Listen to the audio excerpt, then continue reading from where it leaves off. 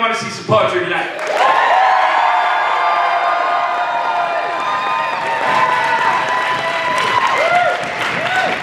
Outstanding. We are going to get right into it, but I do have one thing I want to do first. For those of you who may have been to National Poetry Slam in the past, one of my favorite things they used to do was give out a special award called the Spirit of Slam. Anybody remember that? That's right. So the Spirit of Slam Award is an award given to a poet from the festival who has just demonstrated the spirit of slam. And what I mean by that is yeah, they're competitive and they're playing to win, but more than that, they're kind, they're listening, they're encouraging other poets, they're making gestures to other poets, and this person is not only all of those things, but they made an exceptional gesture to one of our poets today. And even though it didn't happen to work out the way that they had offered, the gesture was incredibly kind, and they have just been such an empathetic and supportive poet of everybody that they've met. So I'm going to give the first annual Spirit of Slam Award from Chicharra Poetry Slam Festival to Jose Jimenez.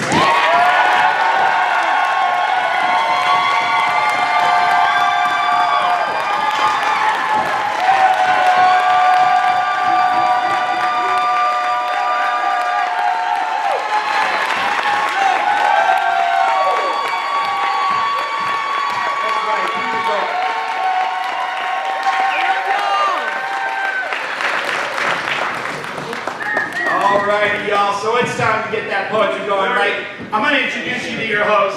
You know her, you love her, and if you don't, you will shortly. Y'all, please make some noise for the one, the only, the inimitable and amazing Gigi Bella!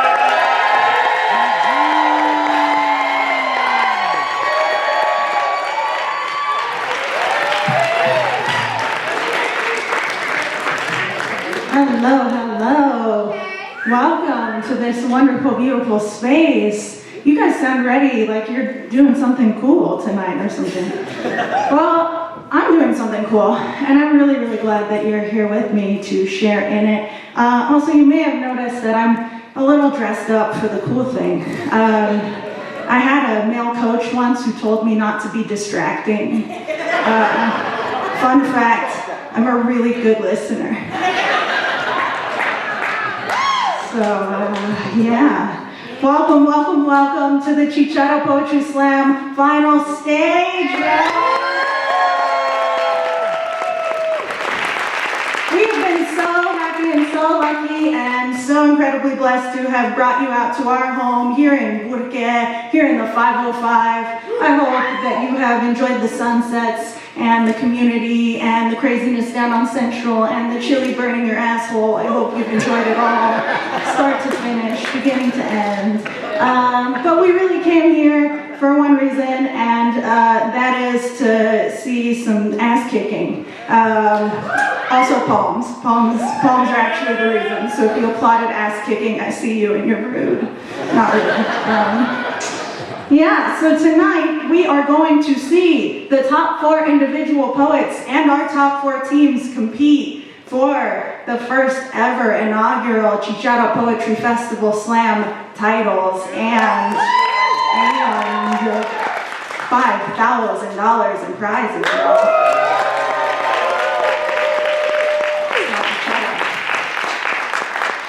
And we're broke, so you know we need it. All right, so we're gonna just run through a couple little things. Please turn your phones to silent and respect the poets, respect the folks up here. I'm, as we've already discussed, dressed in a distracting manner. And if I hear your phone, you will see me marching up to you personally, dressed as Taylor Swift. And you don't want it. You don't want it. So turn those off. At Chicharra, we believe that Black Lives Matter. We support and believe in the rights of our LGBTQ community. And we believe every person should have equal access to living their best lives physically, spiritually, and artistically. We encourage you to be respectful of everyone's identity and remember that every person on this stage has equal value. At Chicharra, we judge poems and not people. Am I right? Okay, so in Poetry Slam there's no music, no costumes, no props, and each poet will be performing original work. Poems may be up to 3 minutes long, but after a 10-second grace period, the performer loses points for going over time. You may see groups of poets performing group pieces. This is encouraged and normal. I have seen more group pieces here at this tournament than I have since I started at the National Poetry Slam in 2013. So you're probably going to see some group pieces, and they're fucking fire. And we've chosen some judges from the audience. Judges, would you please be so kind as to hold up your boards for me, just so I can see you? Amazing, incredible. Give it up for your judges. Welcome. So judges, I have some instructions for you. You are going to be judging these poems on a scale of 1 to 10, okay? And we encourage that 10th of a decimal point that helps us, or the first decimal point that helps us to break ties, to keep it, moving, all that kind of stuff. So, score like an 8.2, a 9.6, that kind of stuff. Don't do the whole 3.1, 7, 4, or 5, whatever. I look like this. I really can't with the math. So let's just spare me with that, okay? Just the one place. And we're going to take all your scores. We're going to drop the low, we're going to drop the high, and we will take the 3 in the middle. A perfect score would be a 30. So keep that in mind when you're judging. And also, this score is coming from basically what makes you feel things. Think about the performance. Think about the writing. Think about how into it, how much these poets are giving. And judge it. Judge it away. You are the experts for the night. If you wrote a haiku in the 5th grade about a sunflower, you're it. You won a prize tonight, and we're counting on you. So please, if you've never written a poem, you're it. We're counting on you. You woke up this morning and you breathed, and that was the poem. So, I know, that was cute. It's fine. Yeah, and we're going to do all that. What else? I'm going to ask you for those scores. I'm going to give you a very short amount of time after each poet or team, and I'm going to need you to raise those up, and then I will call them out. I'm a little bit blind with a little bit of an astigmatism or no, so can you just write it really dark on there for me? That would be great. And the lights are going to come up when it's time for the judges to raise up those boards, so audience, be aware of that. Cool. And the judges, like I said, are our experts, but feel free, audience, to let the judges know whether you agree with the scores or not. So can we all cheer? Can everybody cheer for me? That's what it's going to sound like when we light the score. And can everybody boo for me?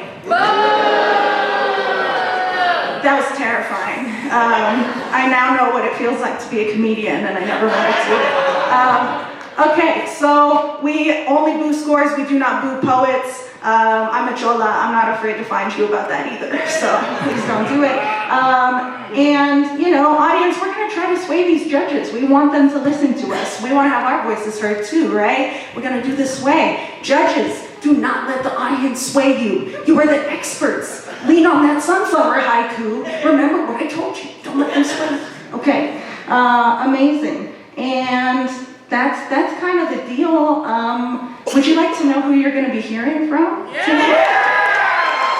We're starting off with our individual slam. We will have a 15-minute break between our indies and our team slam, but we're going to start with our individuals. So I am going to call them out, and if we could just applaud at the end of the list raucously. You are going to be hearing from, in this individual slam, in this order, Symbolik Knight, artist JoeMac, Penehuro, and Black Chakra.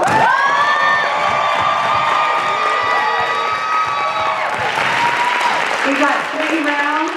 The second round is going to be high to low, and round 3 is going to be low to high. They are cumulative scores, all right? Amazing, incredible. Are we ready to get started? We're not. We aren't. You guys don't know the rules. That's right. Absolutely. Some of you caught on. Okay, so before we get started, we're going to need to have a sacrificial poet come to the mic. And this poet is not in the competition. Judges, we need you to score them as if they are. Yes, I love the chant. I do. Oh, it's been so long. Okay, judges, you have to score this poem for a little bit of practice, right? So score them as though they are in the competition. They are not in the competition. This is your chance to practice. It is also kind of a really, really important moment because we're establishing a baseline. Now, we've all heard of this thing called score creep, right? Can we boo score creep? Score creep is the worst. We don't want it. So what that means, judges, is over the night, over the course of the night, we can get a little excited. We've seen some poems. We're like, yeah, my sunflower poem taught me a lot. I know exactly what I'm doing. And then the scores get higher and higher and higher, and it gets kind of crazy. So I want you to think back to this poem right at the very beginning, and the score that you gave it, that is your baseline for the rest of the time, okay? Don't forget about it, because you're going to base everything else off of this sacrificial poem. All right, folks, I am very excited to introduce your sacrificial poet for our individual round of the slam. Please give it up for the wonderful, the kind, the beautiful, the amazing Jose Jimenez.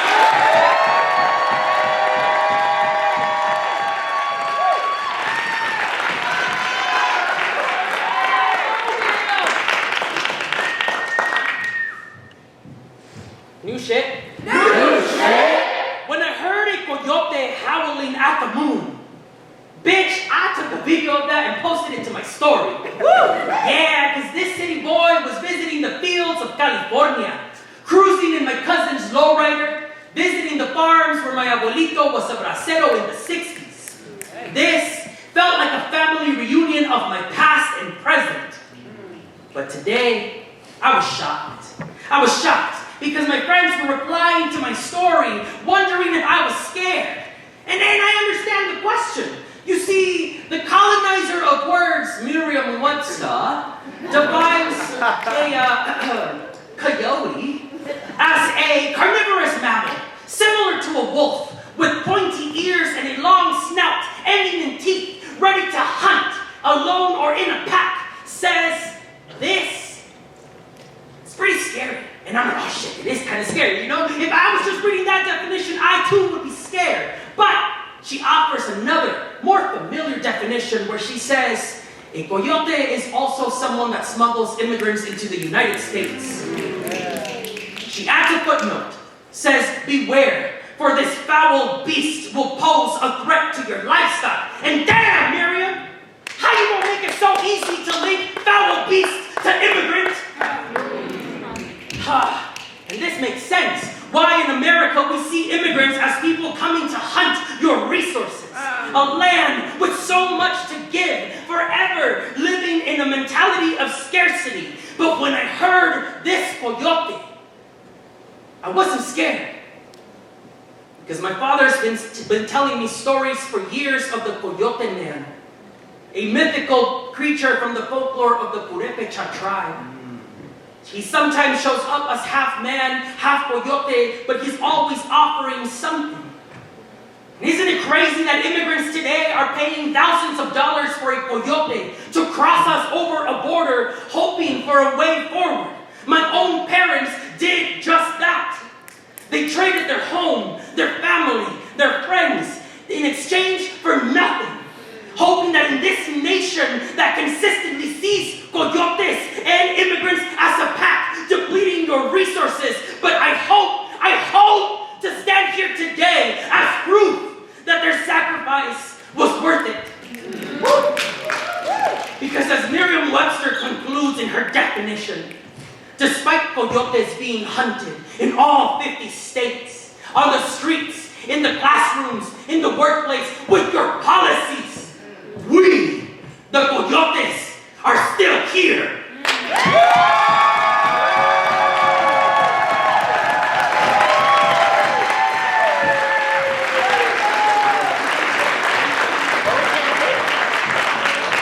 Give it up one more time for the lovely Miss Jimenez.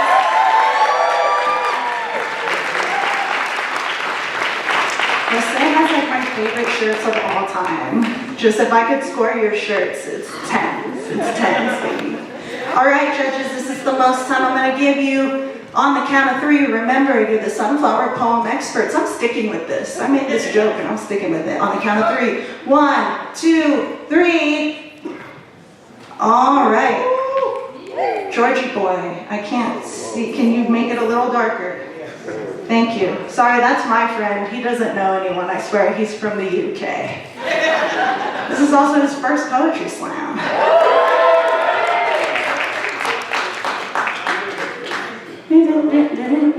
Okay, 1, 2, 3. If I could see those scores, judges, thank you. That is perfect. From low to high, we have a 6. We have a 7.5. We have a 9.4. We have another 9.4. And we've already got our first 10 of the night. All right, poets, we're going into this first round. On deck, we've got artist JoeMac. But coming to the stage right now, please give it up for Symbolik Knight.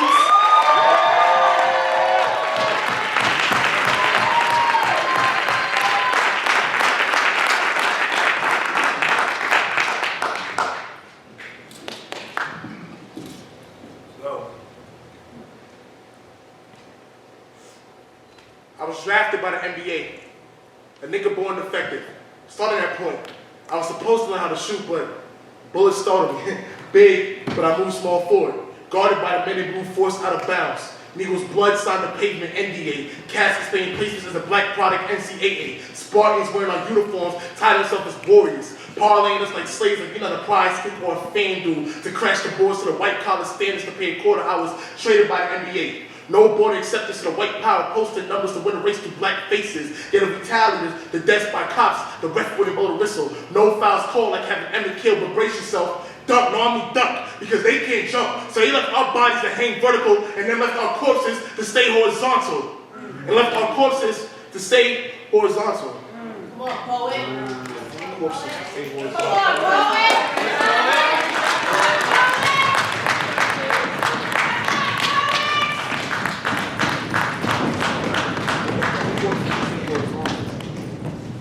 While coaches let a teacher put you in the ICU, and the doctors will chase people that don't, a person a few, to study us in no black aquatics, to my ancestors that jumped ship running towards suicide to avoid being turned over by the white hands that use the free throws was the money line to the titan. You see, they wanted to be in Starlight so bad, they sacrificed their life for bragging rights. Imagine the option of abandoned shit while my ancestors had to jump and their masters double the whip. My team was so big, their rings with their head needed a clip, and we had a war for black death. Shit, you know we taking the chip. I'm from the A, when niggas off the bend the knee. Yet, we get a power back, and they call us hostile. I like when they choose to shoot. The B, when they break bread to us bullets in the bloody roots. The A, when they put the weight of the world on our shoulders. Hate us, but then draft us to be troops. I was drafted in A, where I averaged audacity and reality, because the skin on me is a classic, and they want us, they fade sports with. But you better shut up and dribble before they let you up next to the cloud, and the government swarms like a game of 21. Man, I've been from the A. When niggas been assaulted, they traded courts for court. A jail time of 2-3 years extension for a crime we didn't commit. Soul sucked our souls in the auto zone, while he was awarded all NBA threat, deep range threat, and I was a player, or maybe a convict to my killer's eyes. He was a lockdown, leaving my blood on this floor. 5 seconds in the paint, case file overturned. No matter how many times forward on the line, no matter how many times we take a taser for a gun, and he retired out of 10 stop and frisk, and about 1,000 profiles, no pick the match, and well, he honored me, exiting 4 bullets until I took my final call. And all I could say to myself was saying, you can't die here. Don't do it. Yet I was murdered African American, and he was promoted. And this is why they say ball is life.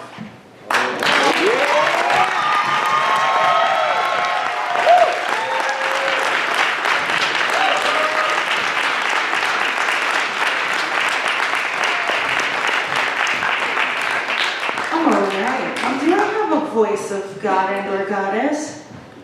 No? Maybe? Hi, Scarlett. Everybody give it up for Scarlett.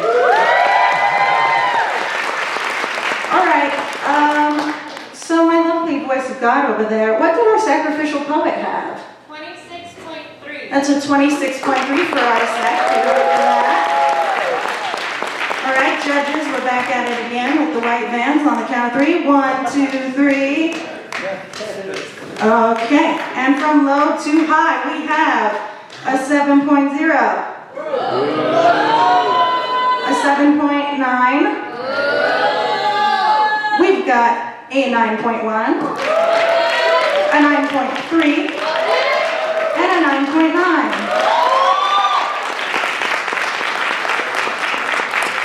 All right. On deck, we've got Penehuro, but coming to the stage right now, give it up for artist JoeMac.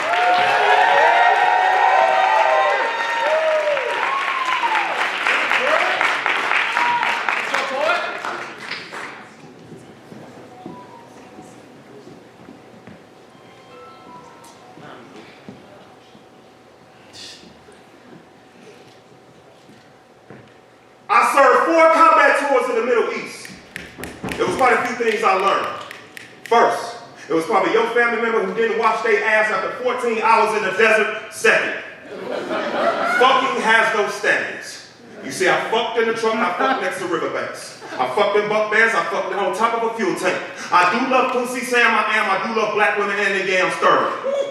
Black men dying for no plausible cause still exists, whether in the military or in the streets. You see, the thing that I learned about war is that it doesn't determine who's right, only who's left. But whoever left get to determine what's right, but what's left after gentrification. Niggas always willing to bang the block till the blocks all getting filled with roadblocks, caution tape, construction in progress. The crack houses are owned by the crackers, and all of a sudden, niggas is salty as fuck, but I'm awestruck. Because after we lose Granny's crib, niggas want to start to get some act right. Chris want to start to walk straight, blood like B positive, but blood type was B negative his whole life. Putting niggas in a line of sight, failing to see that bullet holes in the body of a black man ain't nothing but braille. Hence why we can feel pain even when we can't see it. But we see the vanishing acts going on with our neighborhoods. Here today, gone tomorrow, and all of a sudden niggas is mad at the magicians, even though we're responsible for half of the disappearing nigga. Welcome to the revolution. This shit will be televised. They just didn't tell us our hands wouldn't be on the remote control. Volume up. Those are screens from the playground, because it ain't no secret that they had us playing in the sandbox to get us accustomed to taking premature dirt naps. Mute button, because everybody's crying when the bodies are in the streets. And growing up, mama told us don't be out there tattling and crying. So inadvertently, the same woman we would give our life for is the one who taught us stop snitching, stop lying, power off. Crazy, since we really had none to begin with, I swear. Woo, I swear, being black is like being the main attraction in an empty arena. Oops, wrong example. Because they already told us if you don't want to handle the rock, you're going to have to handle the rock. So the Indian becomes our biggest plot.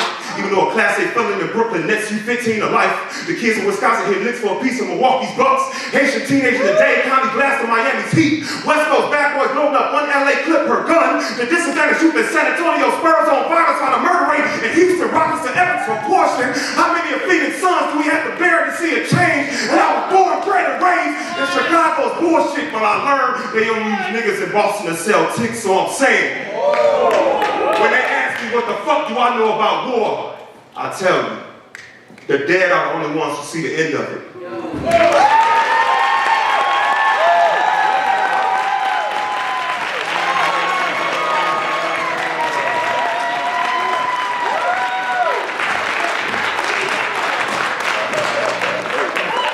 Voice of Goddess, what did our last poet have? 26.3. That's a 26.3 for Symbolik Knight. Give it up for that. All right, judges. On the count of 3. Don't fuck it up, judges. Ready? 1, 2, and 3.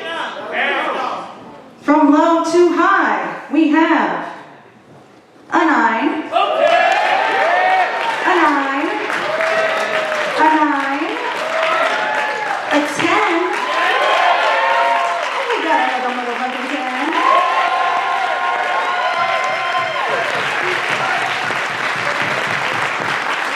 All right. Don't you just love these short rounds, y'all? So, rewarding. So easy. Okay. On deck, we have got Black Chakra coming to the stage. Coming to the stage right now. Please give it up for Penehuro.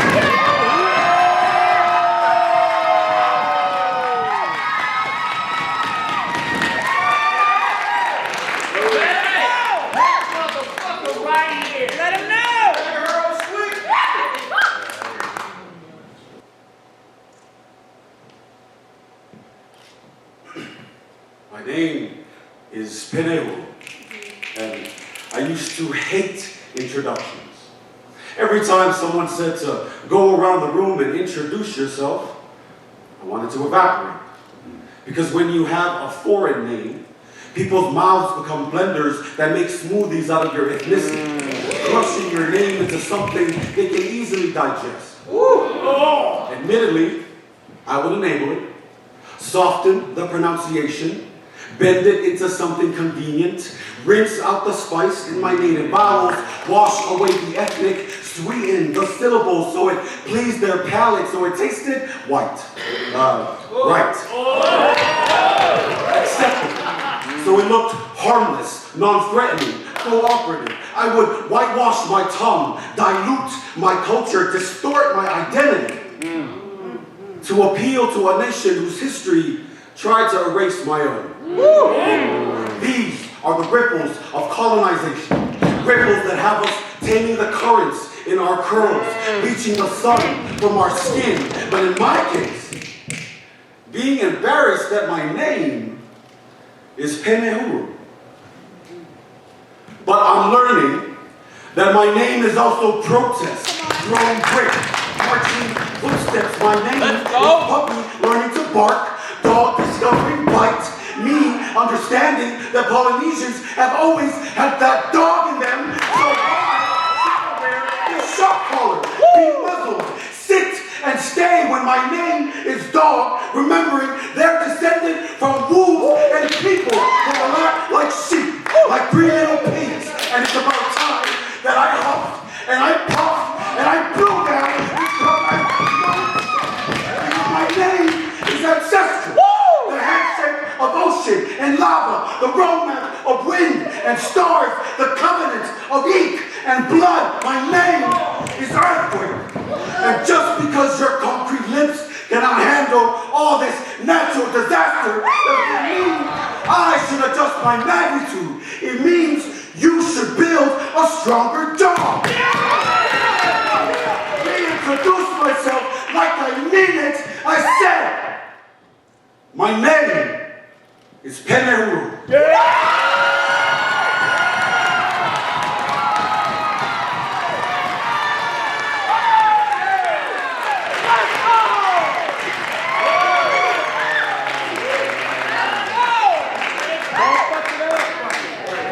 Voice of God, what did our last poet have?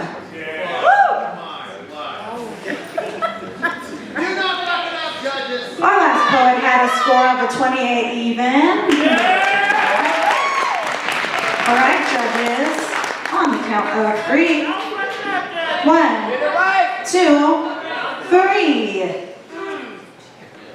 All right, from low to high, we have an 8.0. We have a 9.5. We have a 9.9. We have a 10. And we have another 11.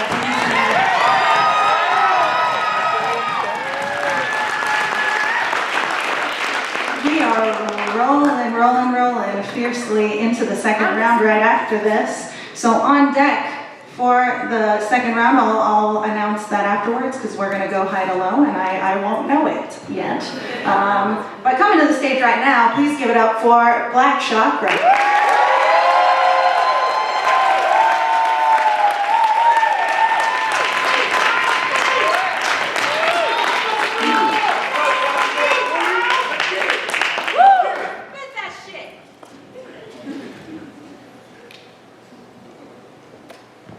I saw the cops kill another black boy, and I protested by grabbing a gun.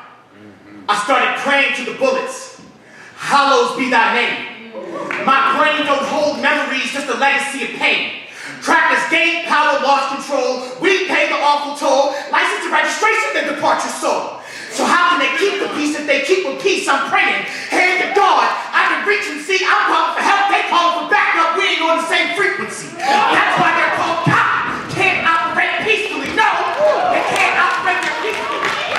Empty fingers that shot you, even when they ain't got you, can't tell the difference between a pistol and a taser. That should shock you. This level can get you nailed. It's connected. Trees grown from slave blood produce strange fruit Grant was murdered in front of a train while officer untrained ran locomotives. Trying to get home via underground, got on the ground, and underground, and no one knows. From the first black death to your last breath, so don't tell me I need to calm. I need a bomb, because I wake up to this war. Good morning, Vietnam, I'm a nigga. So it's hard to be like department stores. My address is grave. What I need an apartment for. I'm just a snack in this carnival of the carnivores. Feast for the old monsters, fighting my own monsters, pop with their own partners, and cop with the chrome goddess. The news that made a mess of your son.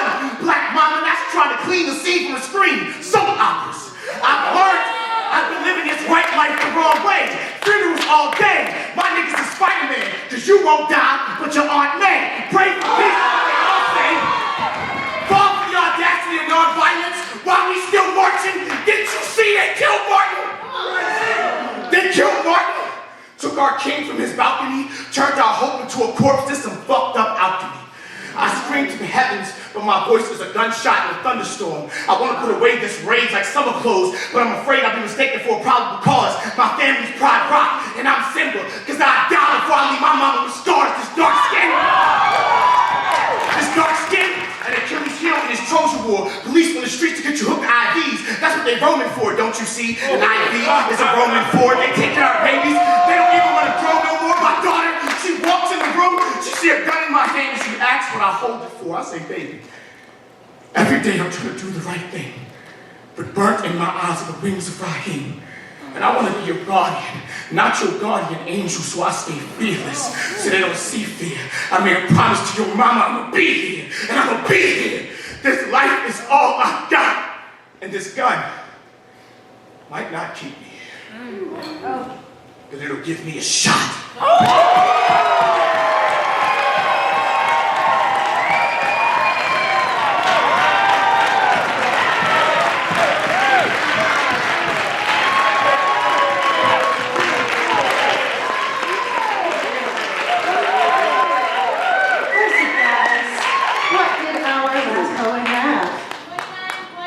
That's a 29.4 for Penehuro. Judges, you're pros by now. All right, we're gonna do this one more time in the first round on the count of 3. 1, 2, and 3. From low to high, we have a 9.5. We have another 9.5. We have a 10.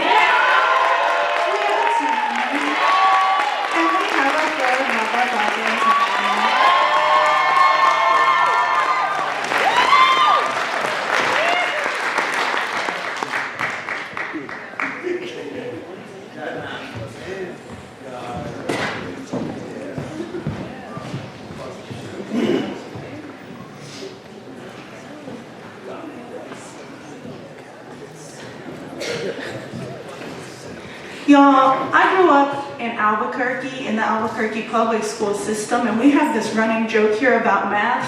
I just want you to know that I told them the next order based on the math because I did it myself. So, I know.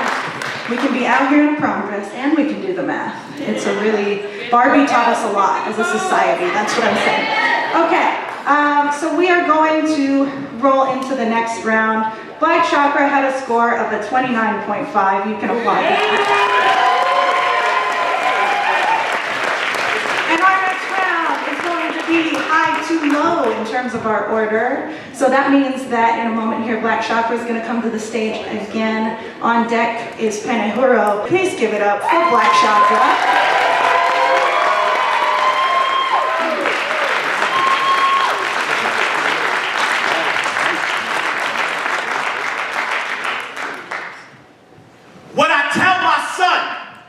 When he says he wants to play for the NFL, we are done with field work. They are too comfortable shooting down the idea of blacks passing from bullets and throwing bullet passes. Now, hell if it's $1 million deal, they want Emmitt Smith but treat you like Emmett Till. They like their teams divided, not your Johnny to unite us. They like their black shackle, tackle, concuss, like you ACL tear, but don't drop to your knees. You can kneel for the play, but play with the flag, go flag with the flag. They tell you can't play, but this ain't no game to you. $9 million a year ain't change to you, but that contract is them handing change. they're stealers of rights who will forgive a fumble but penalize you for holding on to your blackness. You ever wonder how the country fell in love with the sport where the black men hit each other like Mandingo fighting? The whole thing is a slave ritual. Thought our people found freedom when we ran, now they got you running, man. Got you tossing pigskins like bales of cotton, zigzag, Chicharra, Bojacks, and Bojangles. You look at this game from the wrong angles. They can never understand your anger. When they know shotgun is a play and you know it is a threat. When you know boys who stepped to the police and met their defensive end. They will deny their involvement when your brain is scrambled. Imagine blacks thinking they found heaven and under a helmet is where you in hell met. But they never say, why are you all mad? You all mad. Didn't Super Bowl 2018 teach you the only way you'll beat patriotism is if you're willing to lose to their eagle or ego? Why you want to play for them? America ain't no team player. New Orleans ain't seen no Saints doing Katrina. In Detroit, they lying to the people. Because you can't get a win when you're the Browns, whether in Cleveland or LA. They'll charge us whenever we touch down. When you realize your blood is royal, bleeding purple, that's what you're raving about. You can be speaking like a panther, you'll see Hawks in Oakland, they'll be raiding your house. See, the racists on the cross, some giant Tennessee type fall from their power. Like your revolution is a cardinal sin. These cowboys will always practice in coffins. You gotta be a faster than a Bangalore Jaguar just to pay your bills. These descendants of Vikings want to see you ran until you killed. We expect them to play the 50, and they still 49ers. And you can't say nothing, no matter how many dead children Chicago Bears. But the country must. You too falcon to have your wings clipped. You'll bump when they buccaneer. Me and the lies they'll try to pirate. Your rights if you'll fight with. They'll say slavery and genocide you must forget. But always remember when New York got hit with the Jets. Yeah! And they'll say you ain't no team player. Tell the team you play for has Redskins. You've been washing tons of blood and it won't come off. My people so fly. We should win an SBL lynchings alone. No, son. If they don't respect your struggle, they don't get your muscle, child. You are black. You don't need their field. You're gonna be running your whole life.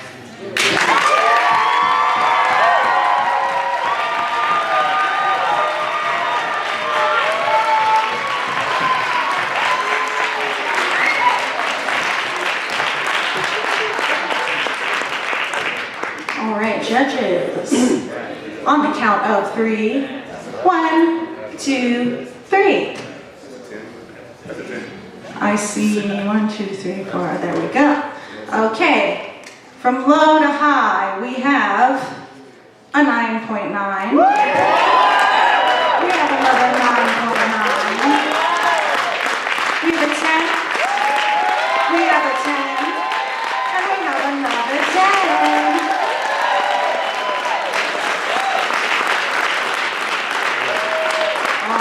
On deck, we've got artist JoeMac. They're coming to the stage right now. Please give it up for Penehuro.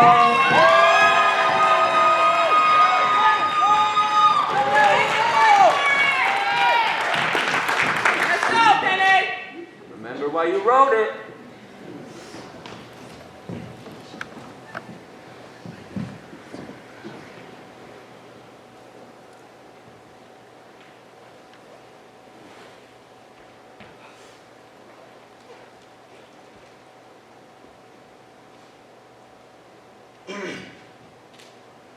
To the people who stole my car.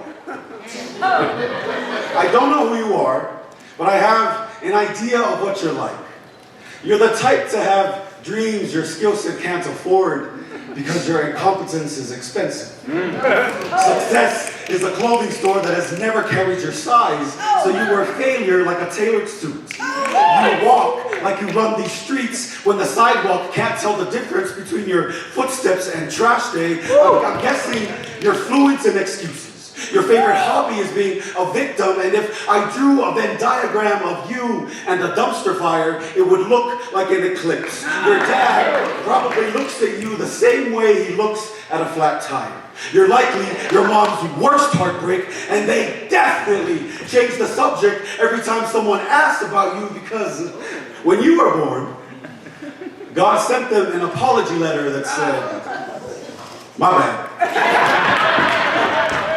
See, I don't know who you are, but I'm going to tell you who I am. I am the owner of the blue Kia Soul you stole. It took me 4 years to adopt that car's title and make it my namesake, so this feels more like kidnapping than theft. That car took me to my first college class, took me on the first date with the love of my life, and when the hospital became my dad's second home, that car took me to see him. That car was my bridge between baby showers and funerals, from weddings and through my worst heartbreak. That car's mileage is a measure of every milestone of my adult life.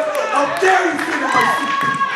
As if you could possibly fill my shoes, carry the weight these shoulders bear, like the demons this mind wrestles with. You do not have the tenacity, the strength, or the credit score to be me. But get the fuck up out of my seat. I don't know who you are, and I doubt I ever will. So I hope karma moves you to the top of their hit list. I hope happiness wears a mask every time you come around, and I hope you die. Get reincarnated as metal and are used to make the next car I buy. I hope this poem reaches you and you reckon with the fact that you have a lifetime subscription to being a disappointment. That rock bottom will always be your ceiling. That with or without my car, I will always be doing better than you.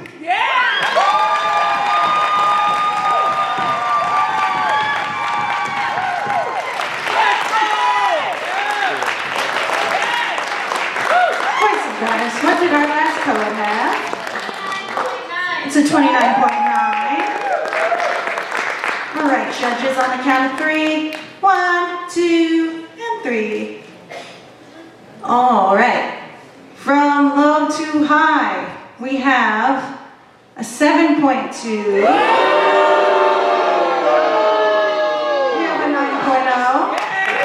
We have a 9.1. We have another 9.1.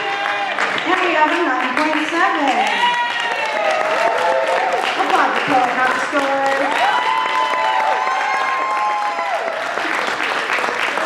All right, on deck we've got Symbolik Knight. But coming to the stage right now, please give it up for artist JoeMac.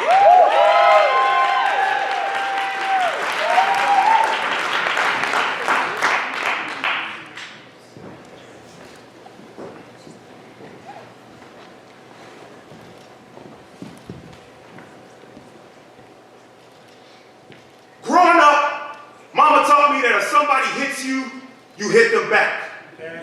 And if they're bigger than you, then you find the closest object you can and you knock the dog shit out of their ass. See, it's been over 30 years since I hit Murphy upside the head repeatedly with that pool stick, but that's how it was coming up black. But what happened to the clapback? Nowadays, after we get hit, our elders simply tell us to pray after being prayed on, only for our bodies to end up in the pulpit on a Saturday service with our family members eating the same food at repast that caused Big Mama to pass, but back to the present.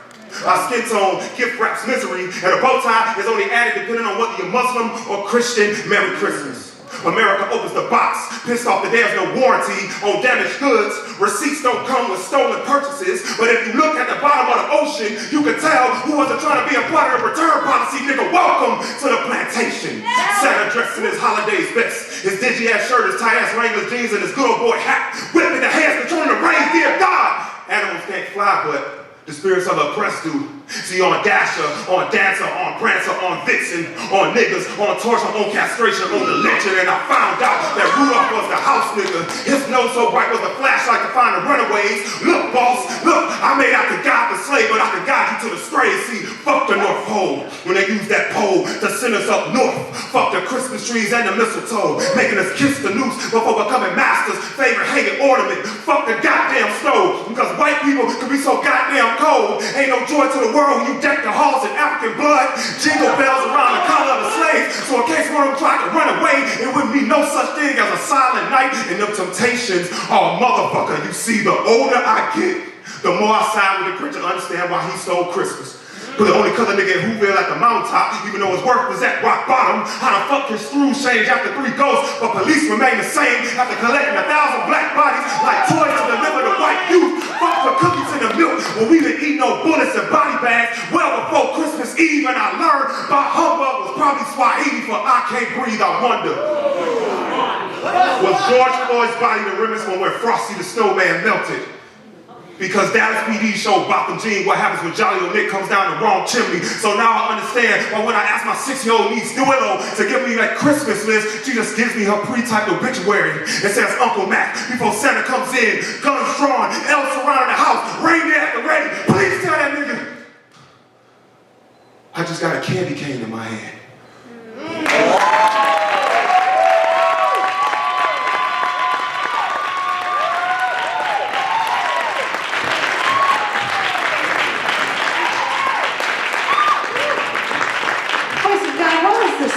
For Penehuro.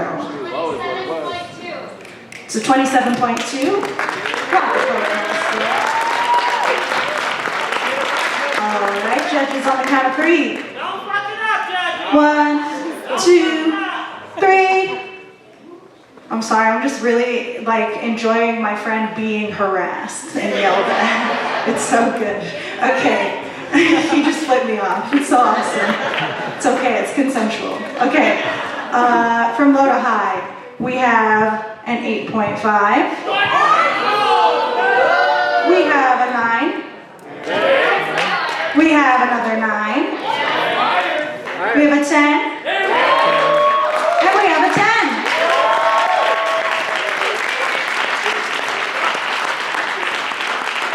On deck, we have the 3rd round, but coming to the stage right now, please give it up for Symbolik Knight.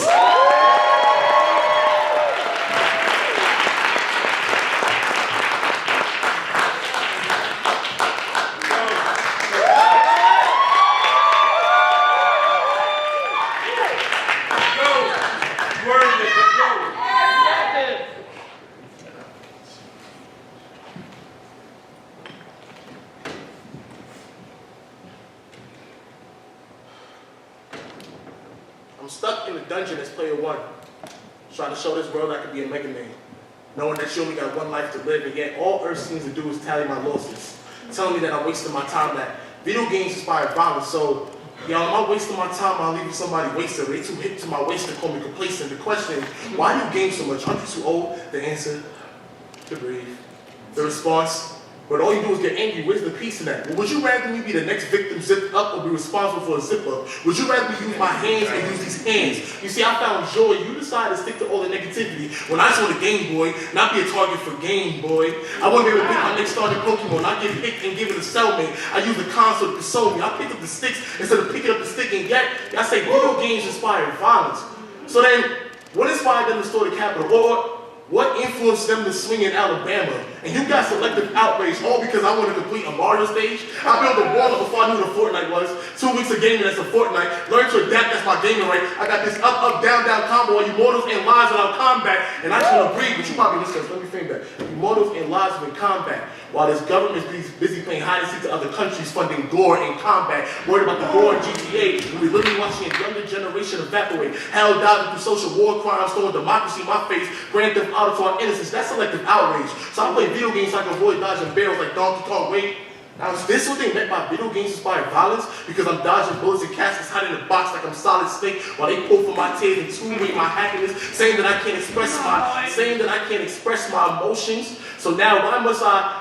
When will you let me talk my shit? When will I crash? And why must everything I do you drag and hate? Ridiculed by you mouth breathers, spiraling down because I decided to lower from reality because I want to get my time back. So I play video games so I can avoid outside dangers, learning to have my own impact, using these games to influence me to get over the bullshit of how y'all always want to age a space that y'all can't exit from. So I need this because it's saving me, forcing me to grow up, finding a way to escape. So my answer is always going to be I needed to breathe, so I can calm down. I say I'm too old for video games. I'm starting to think I'm too old to be in my fucking business.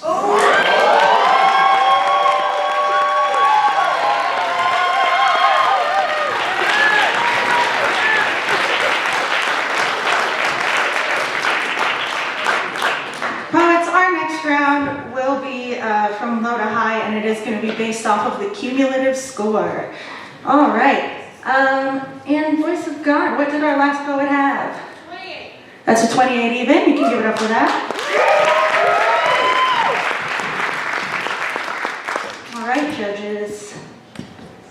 On the count of 3, we're going to get our scores for Symbolik Knight. 1, 2, and 3.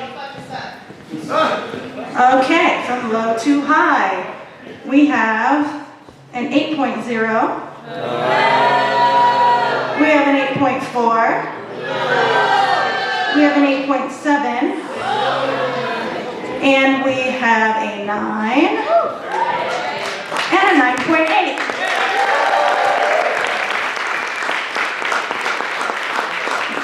With my friends here.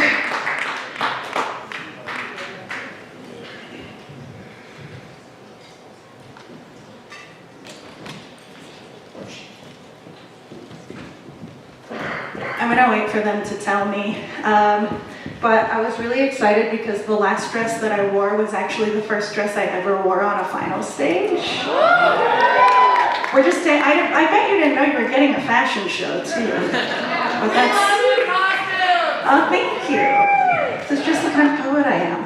I only get to break the rules right now. If it were up to me, it would be like rabbit out of a hat, like during my poems. It would be a good time. We're still waiting on the number.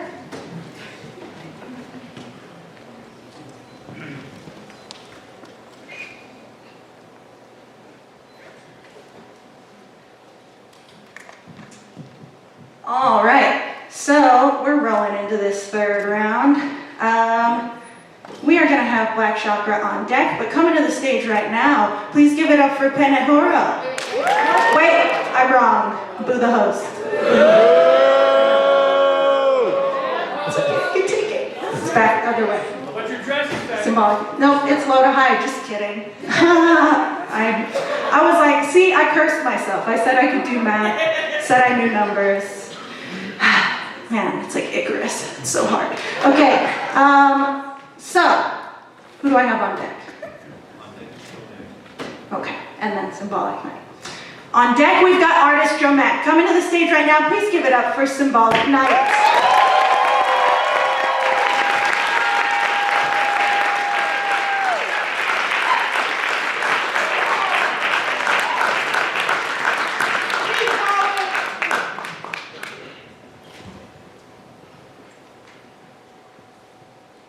I've been conflicted. When someone takes their own life, they're called selfish. And then I get confused because they say the person that looks sad enough. Conflicted because I know my thoughts get scattered. I think of my loved ones. Even when the darkness gets confusion, death holds a frame over my head. See, depression is not just a face, it has phases. When the light gets too bright and you're afraid to crumble under pressure. Depression has an appetite, but I like to fight to eat. Which is funny because you can see I'm built obese. It's having your best day and turning faded to feel seen. It's the one to slit your wrist and picture blood to be seen, just to be hung by guilt. Where you rinse out the idea of therapy, where it evolves a disease known as doubt, causing you to be silenced you to a call and response. And Marco Paul, I'm drowning. From the shadow of evil, I became immune to suicide jokes. Each laugh tore a part of me until there was nothing left of strength. I've been a blue devil skating past my own safety in this ring so I can be my own shrink. This big body with brittle emotions, rinsing out my thoughts for edibles until I get stuck in a spiral, until my hands feature idle at the want to do the unthinkable, and I rinse out with a force of depression, no drainer. This is when I realize I stack weights of pressure until his ear lungs tight, until I'm finally able to breathe. I take my last album near death with a rinse, repeat cycle where I feel moody and I wear this emotion. Figure they could fit. I told others I don't care for roller coasters because I grew out of it. Figure this figure couldn't fit, so instead of seeking expectations, I went through life's roller coasters, scaling past happiness, waiting out the ideas of embarrassment, waiting out the looks that I receive. They say depression is having no feeling but feeling everything. Depression is a blank canvas, lifeless with no brush to give you color. Depression is black girls screaming on mute just for men to step on their back to test their strength, just to be weighted and angry. Depression is black boys throwing their feelings to a bottle because that's all we know to lean on. Just to be played as nonchalant. It's the face, not a sound, it's a look. I don't look sad enough, but I feel it. You need a description. It's Twitch dancing one day to go drop the under. It's using drugs to stay amongst the story, knowing you craving to be under. It's that Jackson being spied on by his own misery. It's the one for others too good. It's Chelsea Chris. It's the one to carry 2 shells to the head. That's a dome piece. Scared to take your own life, and now you're stuck with the living, and I'm conflicted because they say I'm selfish. Like I asked for this, trying everything not will reveal. It's the one to stitch your wrist just to see color again. I'm sorry it looks sad enough, but maybe this will have you concerned or lack thereof. Just for you to say I'm selfish. Selfish, selfish, selfish. When all we see is destruction, and the only way to quiet the noise to end it. Now y'all tell me, is that not strength to beat what's beating you? Woo!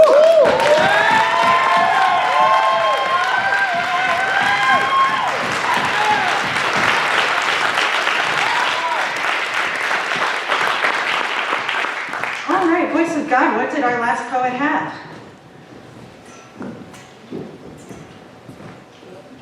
Did I already, oh, it's cumulative, just kidding. We don't have to do that part. See, it's just like, this is my first time hosting at a tournament. I'm not just saying that for pity, I swear.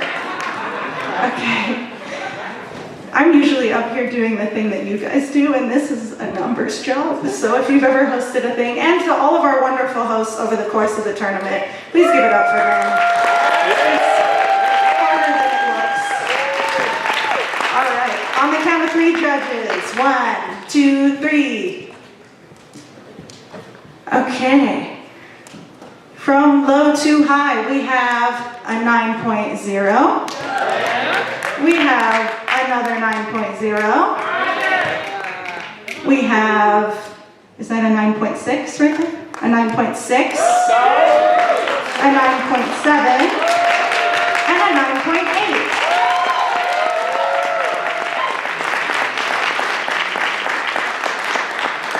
On deck, we've got Penehuro, but coming to the stage right now, please give it up for artist JoeMac.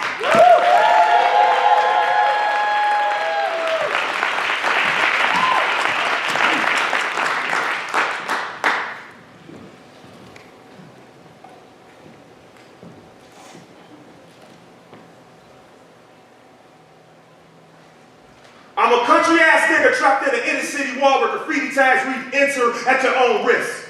My brain is Cabrini Green on the south side of Chicago, demolished. My heart is a catfish in New Orleans, blackened. My eyes cry lead-filled, contaminated water, Flint.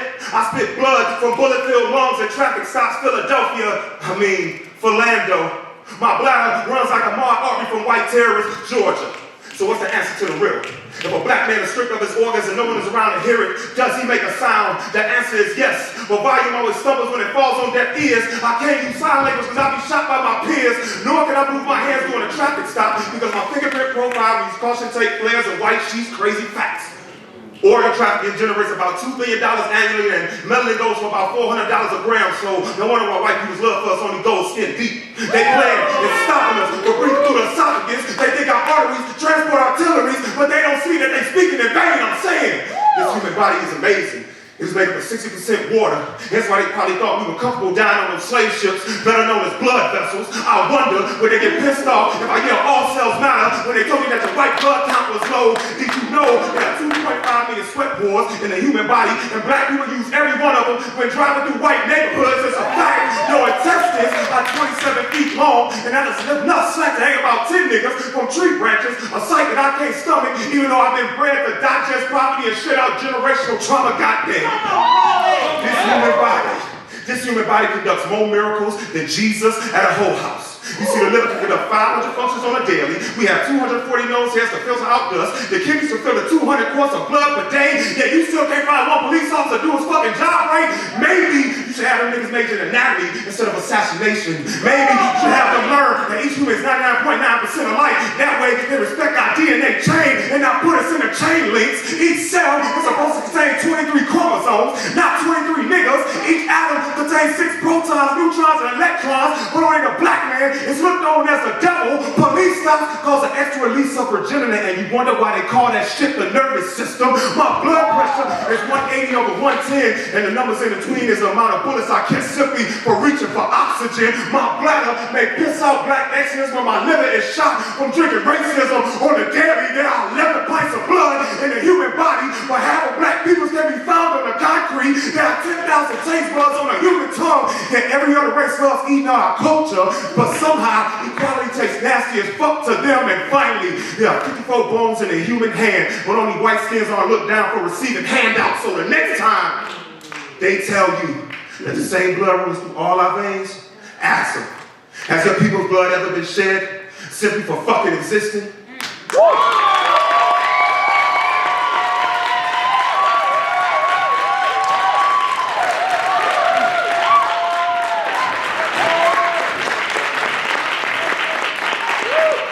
All right, judges, on the count of 3. Oh, wait. Let's say the score first, but Are we doing? Might have to repeat it, right? Okay, we're gonna get the score for Symbolik Knight. 28.3. That's a 28.3. Not too. And now we're gonna do our judges' scores for this poem on the count of 3. 1, 2, and 3. Don't fuck it up. All right, from low to high, we have a 9.3. We have another 9.3. We have a 9.5. We have a 10. We have another 10.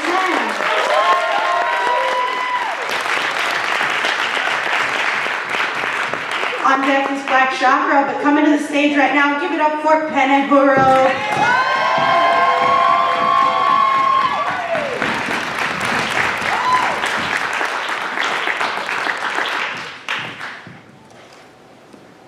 This one's not for them, Penne. This one's for you. Amen.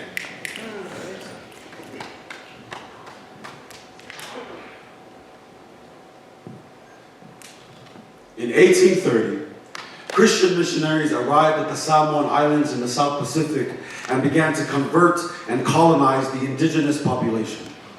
By the 1850s, the newcomers had banned the art of tattooing because they considered it a savage and heathen practice. Despite the official ban, the locals resisted and continued their custom, even at the risk of punishment. A conversation between a Samoan man who was caught getting tattoos and the missionary who caught him. You're asking me why I did it? If you have to ask that, then despite the 20 plus years you have been here, you still don't understand us.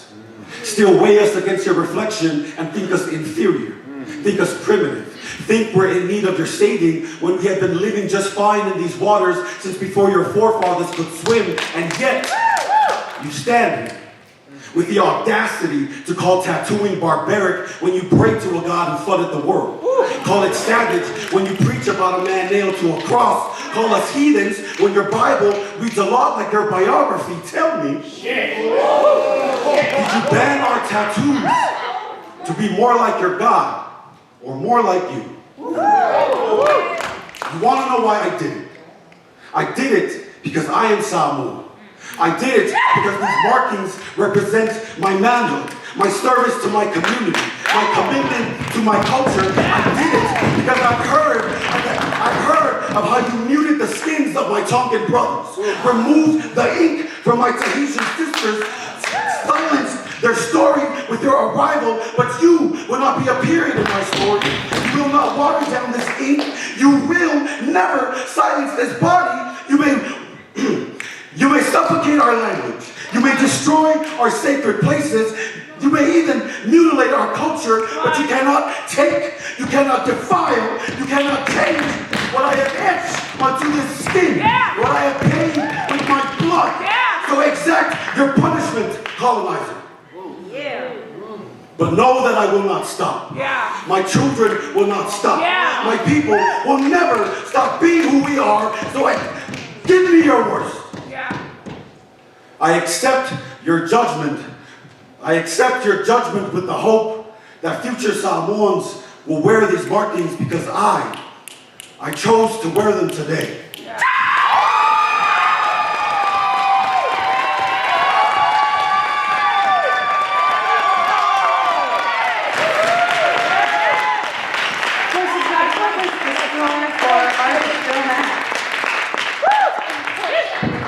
That was a 28.8 for artist JoeMac. All right, judges, we're only going to do this 2 more times. On the count of 3. 1, 2, 3. From low to high, we have an 8.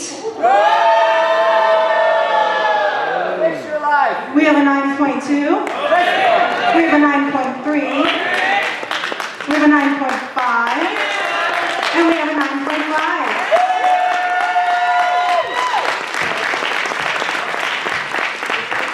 We're down to our last poem of the Indies, y'all. All right, please make some noise for Black Chakra.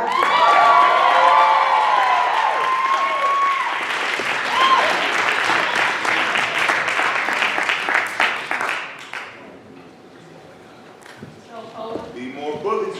Bring it home, poet.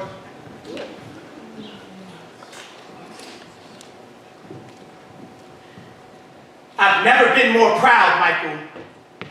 You are a star.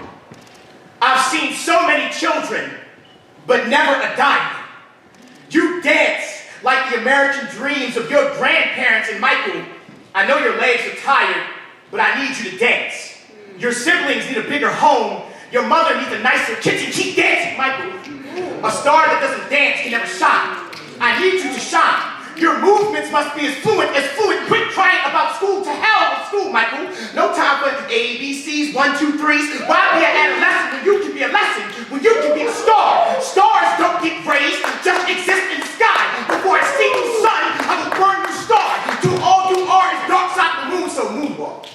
Mow down, Motown, Barry Gordy's is a footnote. Your story not blind. Step, pop, lock, break me free from poverty. I love what you've done with your skin, Michael. You get it. You can't be a star if you don't look bright. Elvis was white. Stole black voices to become king of rock. So you can steal white skin and be king of pop. There's so much cream, it won't matter if you're black or white. Now they'll never see you as bad. It's okay, Michael. You don't need a nose. You don't want to smell the blood on the dance floor. Or the scent of the set. What is this place? Roller coasters, toys. You're a star. Have your childhood, but you're a man. Neverland, Peter Pan, but you lost, boy. I'm sorry. I won't say anything. You paid the price, lost your you saved my life. I'm paying for life, Michael. Stop dangling that boy. You don't want to blanket this world with your insecurities. With all the allegations you're facing, you can't afford to be seen hurting children. Don't let them tear you down. Don't let them drag those platinum plaques from off the wall. People make wishes for falling stars, Michael. Get out that box. Stars don't die. Stars are the ghosts of the sky, and I killed the light in you long before you died and come alive. Remember the times you smiled in between the scream of me crushing your butterflies. Heaven can wait, hands on your chest because I wanted to start something. You can't stop your body. This is too much. Me and your mother scared at your body. The two of us can look no more. They don't care about us. I strangled the man in your mirror until your human nature became PYT. Pathetic young tragedy. Millions of fans not only rocks with you, dirt strong, you become an earth song. God damn it, you're a star. When faced with death, why couldn't you beat it? You have turned me evil. You have turned me evil. Known for putting suns down. I just wanted you to shine like a king without love or care. You will be black hole. You are not alone. I'll be there. Smooth, criminal free. A grave echoing who is it as I bury another part of me.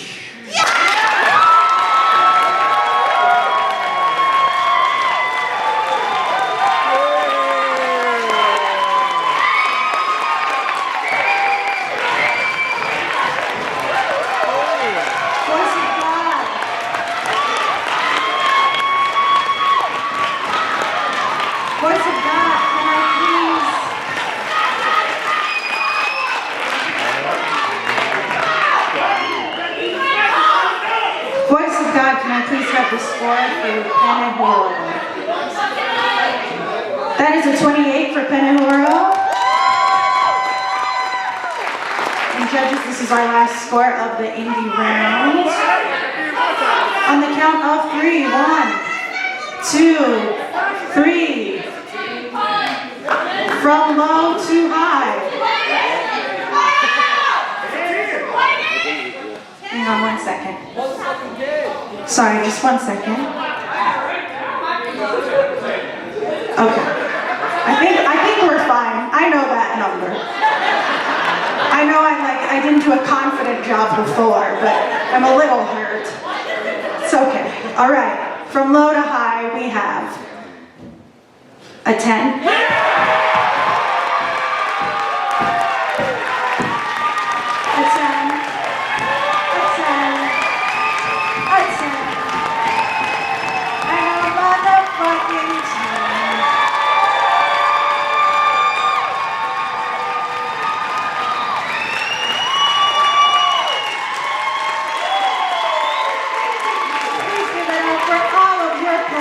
Individual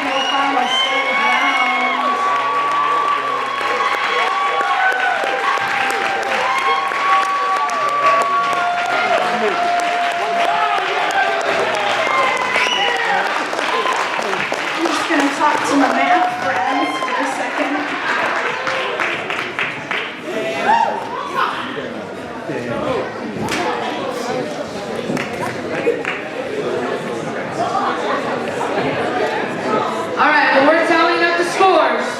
Hold on. While we're tallying up the scores, judges, we're getting ready to take a 15-minute break. When we take that 15-minute break, can you please meet me over here in this corner? Leave your scorecards. But I'd like to talk to you during the 15-minute break. I won't take you very long. Thank you.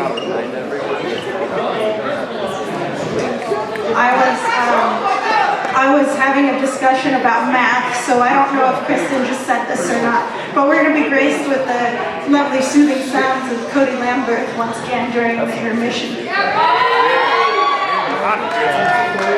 Okay. So that was really good, right? All right. Well, thank you for coming. I'm just joshing you. All right. Do we want to find out? Why are you leaving? Do we want to find out who had some scores in this thing? I can't see I guess not. Damn. Okay. Poets. When I call your name, please come to the stage to get your prize and to be raucously applauded by the audience. Coming in fourth place, please give it up for Symbolik Knight.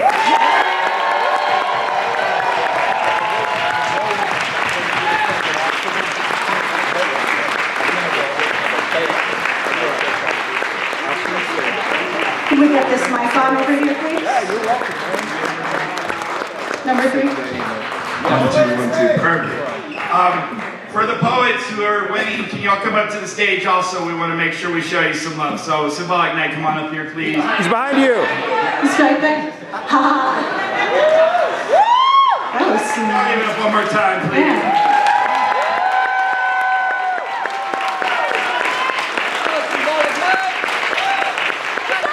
In third place, please give it up for Penehuro.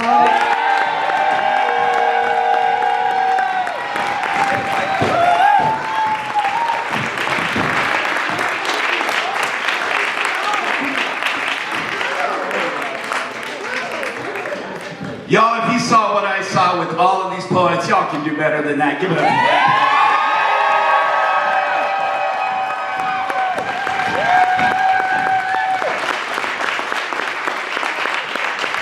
In second place, please give it up for artist JoeMac.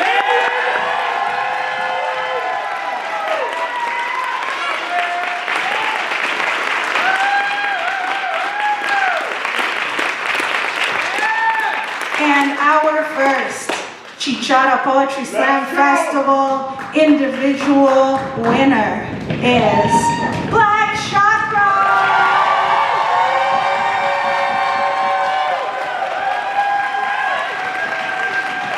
Please give it up for all your poets. Hi, everybody. Did you have a good break? Anybody get any exciting news or I don't know. Kay is pregnant, and somebody out there, it's is it from last night?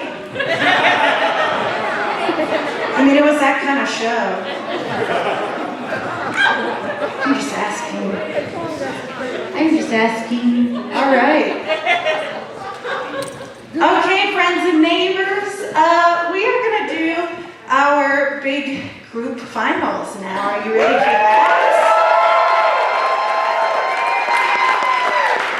These are the top 4 teams in the entire tournament. I had the privilege and the honor of being a bout host for 2 group bouts, and I just gotta tell you, this work is serious heat, so just get ready, get yourselves together, take a breath. I hope that you had sufficient bathroom and getting your feelings together and processing your pregnancy time, because we're gonna need to all be here together for this, truly.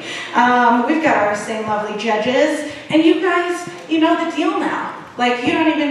You don't even need me to tell you anything ever, except for maybe just to get your numbers right. And we're gonna work on that. That's, we're all improving. It's good stuff. And let's just remember the basics here, all right? You guys are gonna sway them, right? Yeah.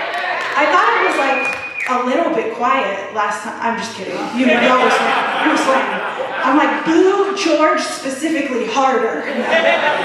You were doing good. And judges, you are not to be swayed. Yeah? Awesome. Amazing. All right, we're going to hear from 4 wonderful teams this evening. In the first round, they're going to come to you in this order, and you can give it up for all of them after I have announced all 4. We're going to hear from Goosebumps, Voices of the Village, Reigning Monarchs, and Team Ghost Phantom.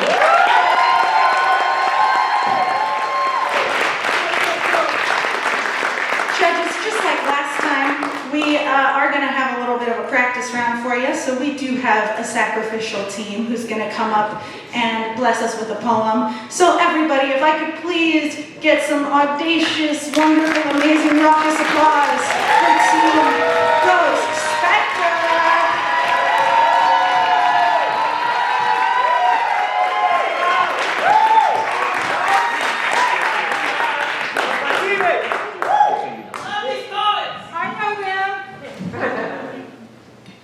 Not next up, it's your time.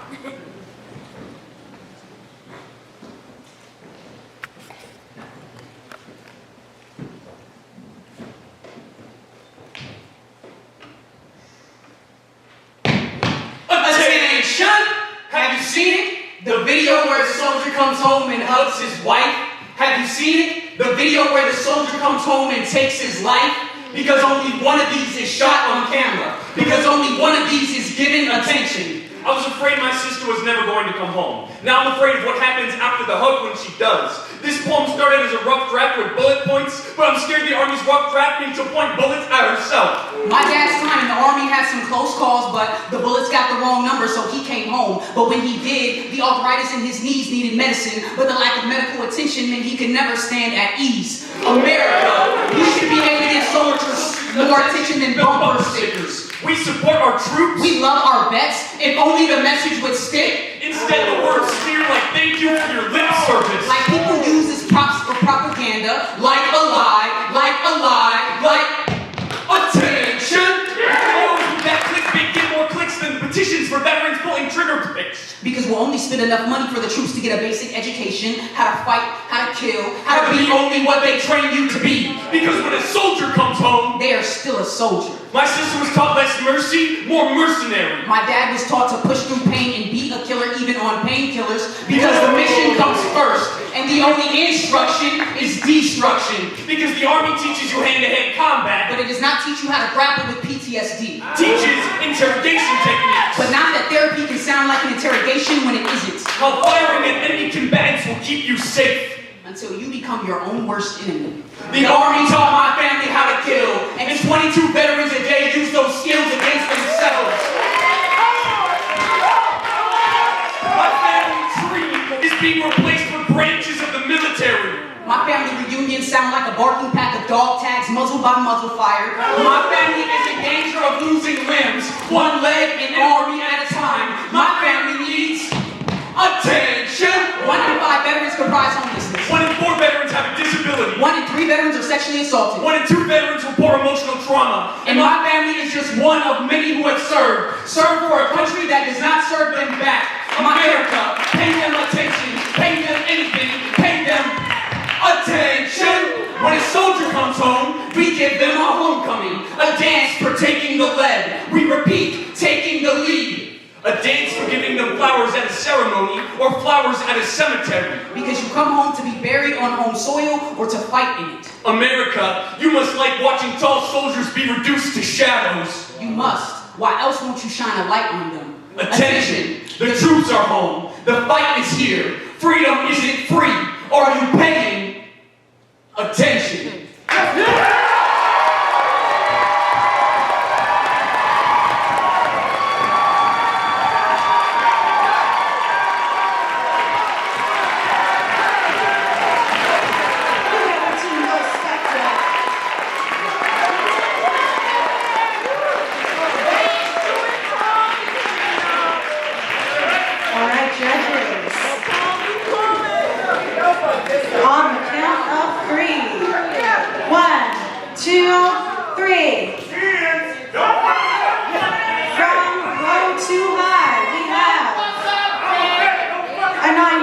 a 9.7, a 9.7, a 10, and a motherfucking 10.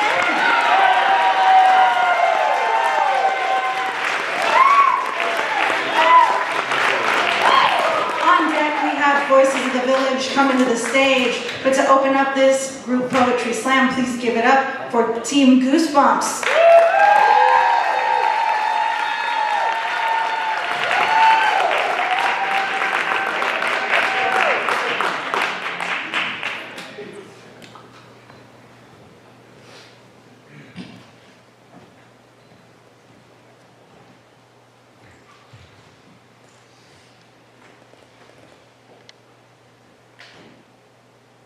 In the New Latin, the phrase Deus ex machina means a god from a machine.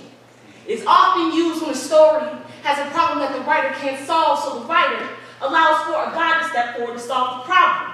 Think of it like Harriet Tubman doing all the work on the Underground Railroad, but white folks get all the credit in the history books. Now, for our story, the machine will be a museum, a structural building meant to house stolen artifacts, and the god will be a black man. A security guard who's been given a whip to be promoted to overseer, and the problem is me, a black woman, leading a group of students through an exhibit during a field trip. After all, these students need to know that we are not the only thing stolen from our homeland, that we have been picked with some of the most prized possessions on this earth and should be treated as such. And here lies the problem. Because black men say I am Eve, say this is one apple of knowledge I don't get to pick, tells me I need to learn my place, so he is going to show it to me. In the absence of my freedom papers, I mean special exhibit tickets, means I should not be here. That I should be so lucky someone like him is here to correct the problem before Massa finds out I've been reading again. It's not until my white coworker comes over to say that we are in the same group that he relents. And just like that, Uncle Ruckus molds himself from God to villain. Talks to me like I never read a book before, like I don't have an English degree. Can tell him more about the museum he's trying to keep me out of. And he was told at orientation to work there. Ask me how many slaves I think I'm freeing today. I say, there are 10 kids and 2 adults. He tells me to keep an eye on them, as if handing me a whip to become another overseer does not know. This is only the first stop on a railroad to freedom, and I ain't never put a Tubman disguised as a teacher. So, in the African-American vernacular English, the phrase, you tried it means, your attempts at stealing my life have fallen to the hands of hell with your opinion life. You are no more a god when you are a black man who don't believe in black women. When in real life, I'm the closest thing to God you've ever seen. This is not a holy need of a God. This is a God solving the problem by holding you accountable for your blasphemy and this by people. Is when the story starts to sound more like a parable. That if you give a black man power, he will still find a way to abuse a black woman, even if she is the God he has been waiting for this whole time.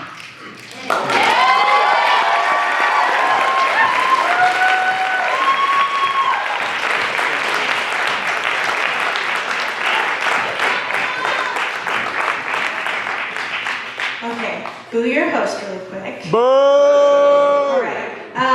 We're gonna do this way because I want to make sure everybody gets proper credit. So, Team Goosebumps, who did you send up? Nobody! All right, give it up for that poet.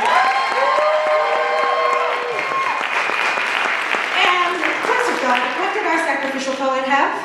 29.4. That's a 29.4. All right, judges, on the count of 3. 1, 2, and 3. From low to high, we have a 7.9. We have a 9. We have a 9.1. We have a 9.3. And we have a 10.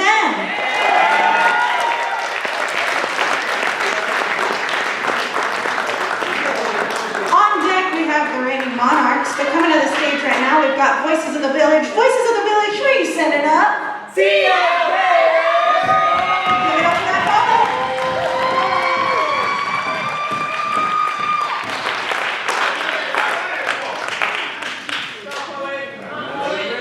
Okay, teacher. Remember why you wrote it.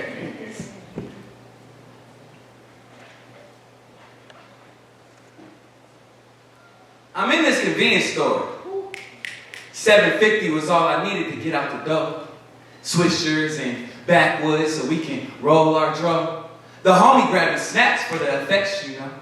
He told me about a story he had to end on a low. Had to do with a Draco with an extended mag he had to let go.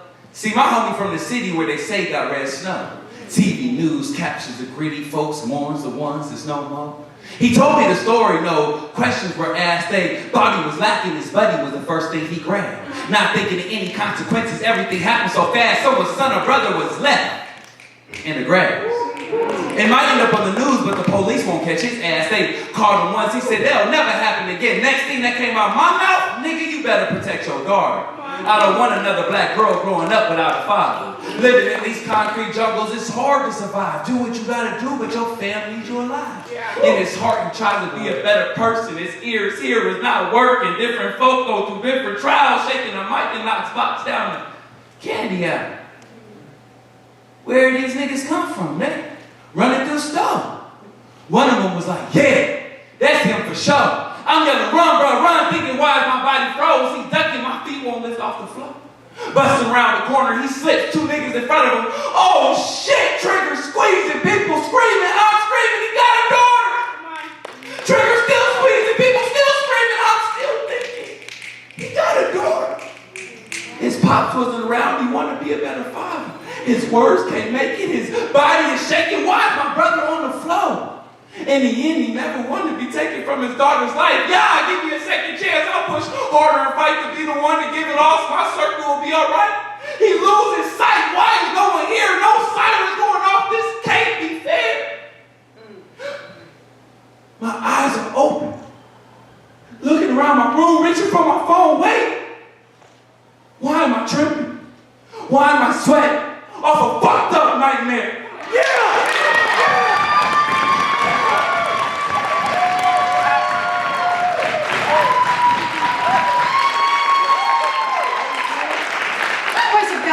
What did Team Goosebumps have? 27.4. That's a 27.4 for Team Goosebumps. And judges on the count of 3, 1, 2, 3. Come on, judges. From low to high, we have an 8.7, an 8.8. We have a 9. Okay. We have another 9, and we have a 10.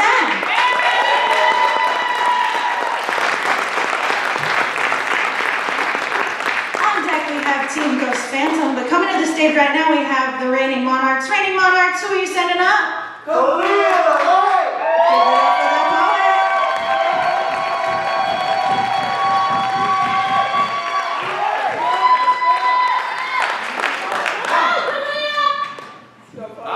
That's my teammate.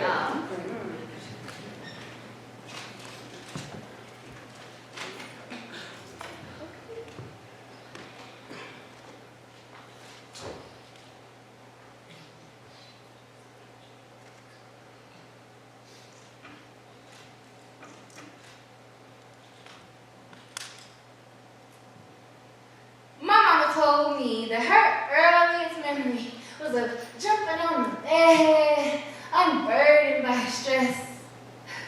That my nana kept the blade beneath the mattress. That my nana stabbed my pawpaw 23 times with my mom as witness. My mama told me that we come from a line of women forged in fire. That her mother spoke words that cut. My mama told me she hated me once. Some of her words still twist in my gut. Sometimes I wondered how I could be her daughter. How does a knife give birth to a pillow? How does a pillow keep from getting sliced open? I come from a line of women who never had soft, safe places to repose. I come from cutouts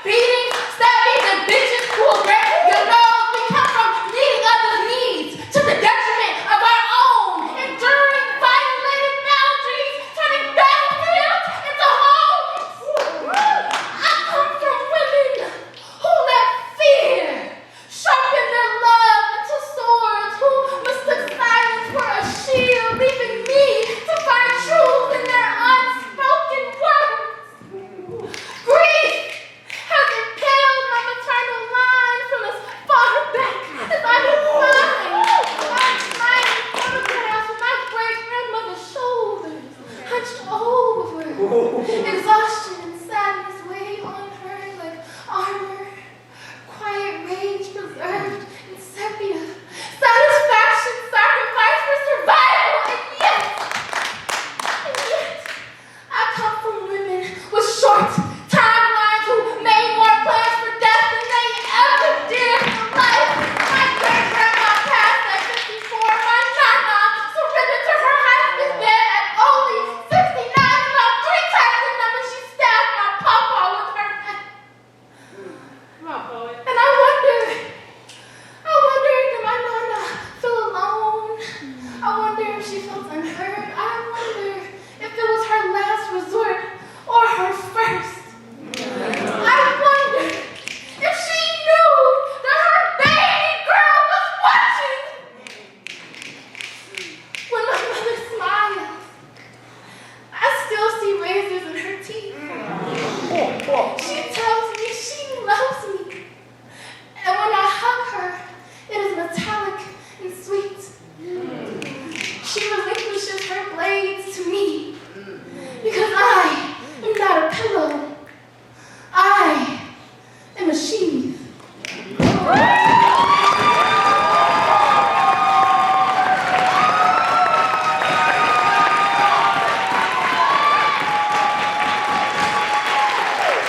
Voice of God, what is the score for Voices of the Village?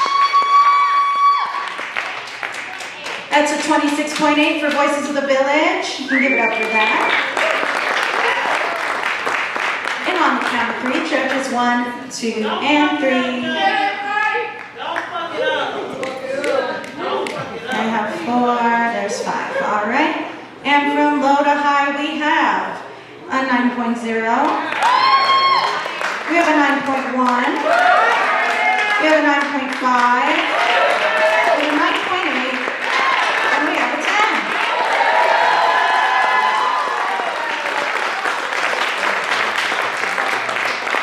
On deck, we're going to be going into the second round with Voices of the Village. But right now, we've got Team Ghost Phantom coming to the stage. Ghost Phantom, will you set it up?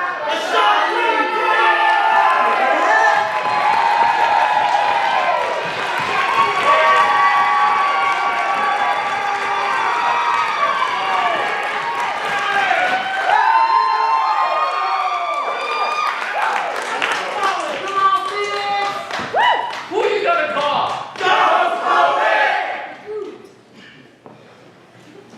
I'm a triage nurse. I work in cardiology.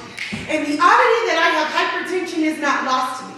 As a black woman, I sometimes struggle with the cost of the service that I provide, but also need. I'm a triage nurse. I work in cardiology. I help people to understand the new diagnosis of heart disease, take their pressure systolically, and calculate my chances of surviving a lung biopsy because smoking was the only way that a nurse could have a break. Here's an example of some of the calls I take. Ma'am, it's not normal to pass out 3 times in an hour. Sir, it's possible that the beer was sour, but you are still showing symptoms of a stroke. Ma'am, I'm not trying to provoke an argument, but you need to be sane before I can refill that medication. Sir, it is not recommended to buy off-label Viagra at your local gas station. I work triage in cardiology, and the spiral of working in healthcare is really starting to bother me. The patients can't see that I'm on my 5th 10-hour shift in a row. The doctors are doing their best, but demand that I go add orders to the chart for that new fellow. That's illegal. I'm a triage nurse, and I'm falling to fall apart. I feel palpitations rattle within my chest. The ecotech and I, we placed the bet about which one of us would be next to be told our troponin is 5,000. Still, my medication doses continue to rise. It's a shame that woman didn't go to the ER. We got an email that she just died because she didn't want to leave her family medical debt. I'm a triage nurse, and I'm not tolerating yet. Yes, I want no deserve to make a good wage. Yes, I want 2 15-minute breaks. You're damn right I want free healthcare for all. Because in the process of helping others, I also seem to fall into the same first world traps. I feel my pulse pounding in my ears. I need an oxylytics twice a week. I walk, I take meditative breaths, rejecting that my senses demand that I seek care from a cardiologist. I'm a triage nurse. I work in cardiology. I'm a damn thing nurse. Should I die? So I can diagnose myself? something was very, very wrong. Flashback. Remember to do compressions to the rhythm of the song. Staring alive, but I'm barely treading water in this ocean of being expected to do my job without proper training, caring for patients without proper PPE, double-checking medication dose calculations, and for the 1,000th time, starting an idea with a 37-year-old just like me who is about to be told that she has fucking heart disease. I know I need vacation, but I'm gonna get 2 weeks of PTO, and 5 of those 14 days must go towards coverage for federal holidays. So that leaves me with 9 days, and I have a kind of illness, so it's more accurately like -10 of time. Pouring starfish back into the sea. I tried to be the very best nurse that I could be. I'm a triage nurse. I work in cardiology. It's what I say to the medical assistant at my first appointment. Yeah!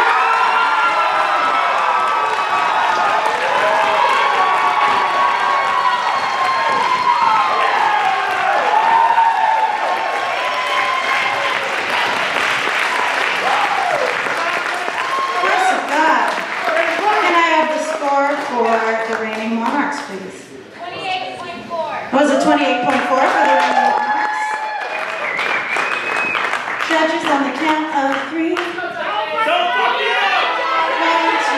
3. Have some heart. From low to high, we have an 8.9. We have a 9.3. We have a 9.6. We have a 9.7, and we have a 10.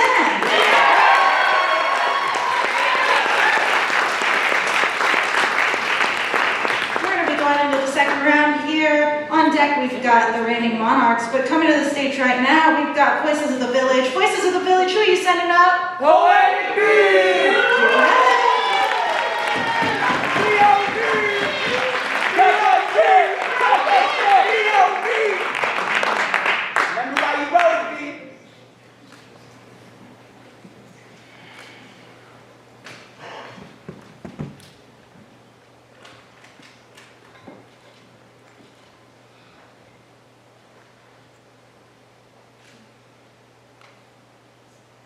What is progress when it feels like you're moving in slow motion with bricks on feet like James on every black boy trying to live this American dream when it seems staying alive in America is only a dream.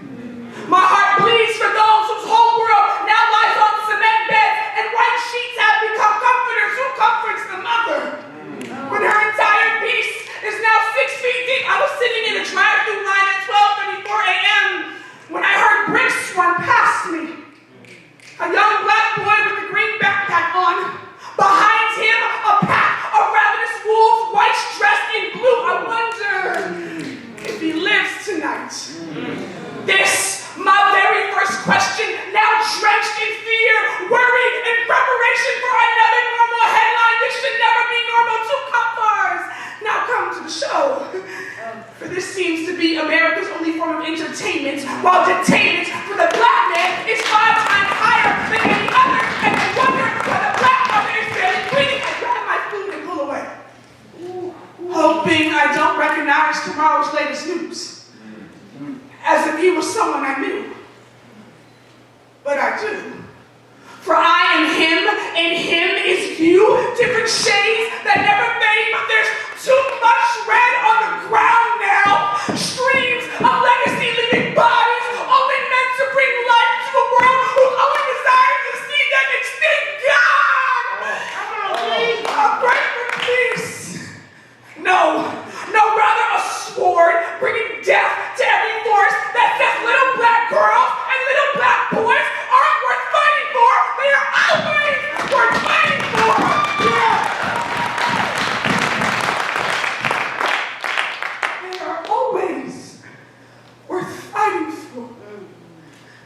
I wonder if he made it home that night. I haven't heard anything. Have you?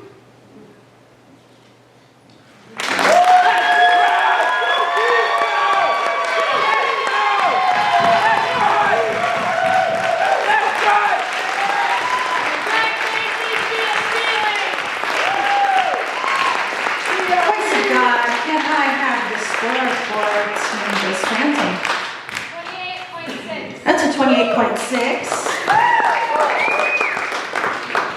And judges, we're gonna go on the count of 1, 3, 2, 1. Sorry, I'm keeping it interesting for me. It's very interesting, very interesting. Okay, from low to high we have an 8.5.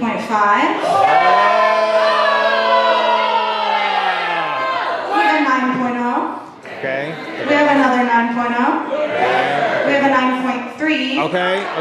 And a 9.7.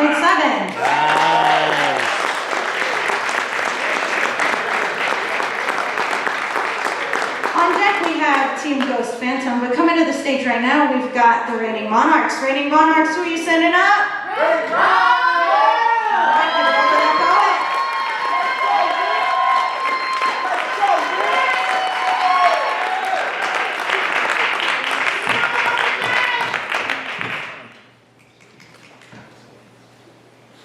Go. Come on, poet.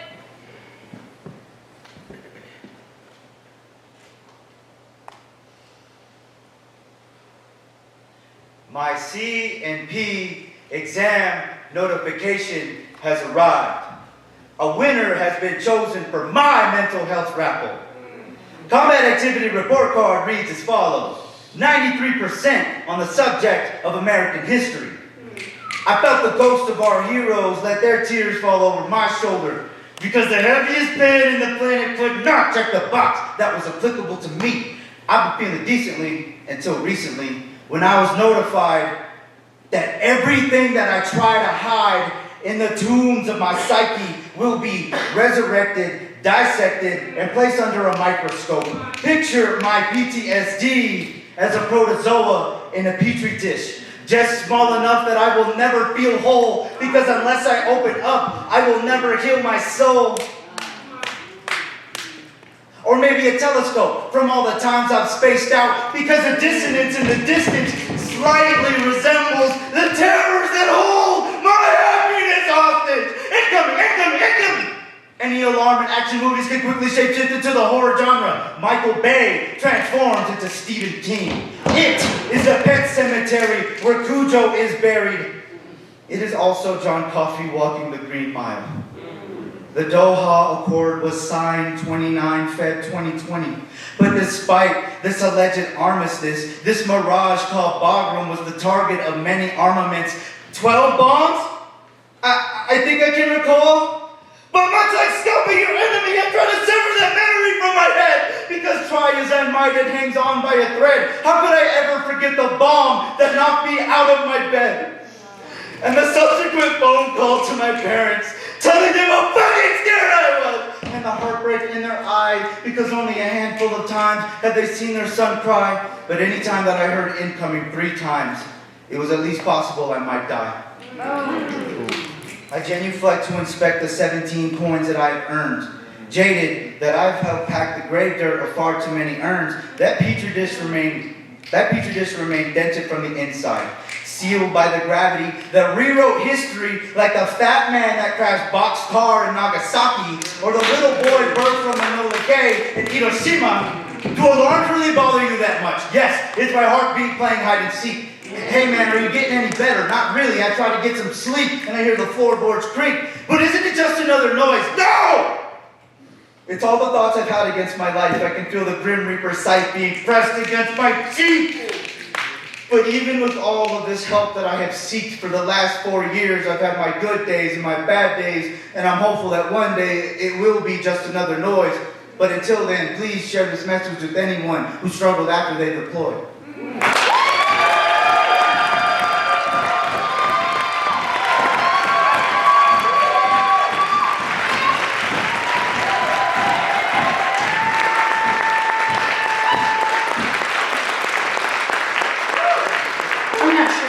Stated this before, so just so everyone knows, we've got 4 rounds and the scores are cumulative. But if I could just have the score for that last poem itself, not cumulative, for Voices of the Village, please. 27.3. That's a 27.3.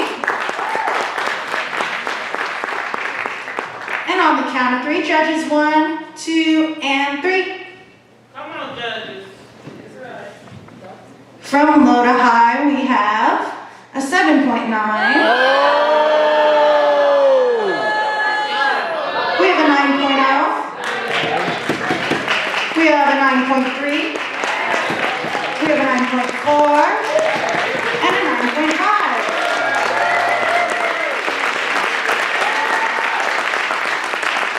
On deck, we've got Team Goosebumps. Coming to the stage right now, we've got Team Ghost Phantom. Ghost Phantom, who are you sending up? Rainbow!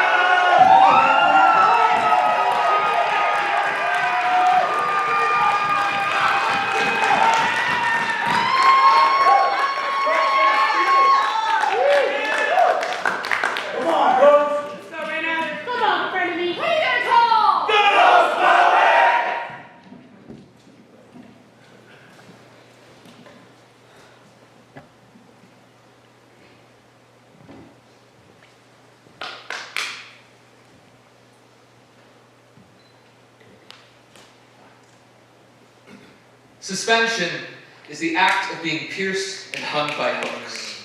I had the opportunity to do it, so I did it in an attempt to suspend my own life, to keep it in the air just a little bit longer, suspend me like a memory capture, a Polaroid photo to hang and remember fondly. And there were a few photos within the intimate group, which makes sense to capture something you're not going to see often, but I really thought the photos would stop them.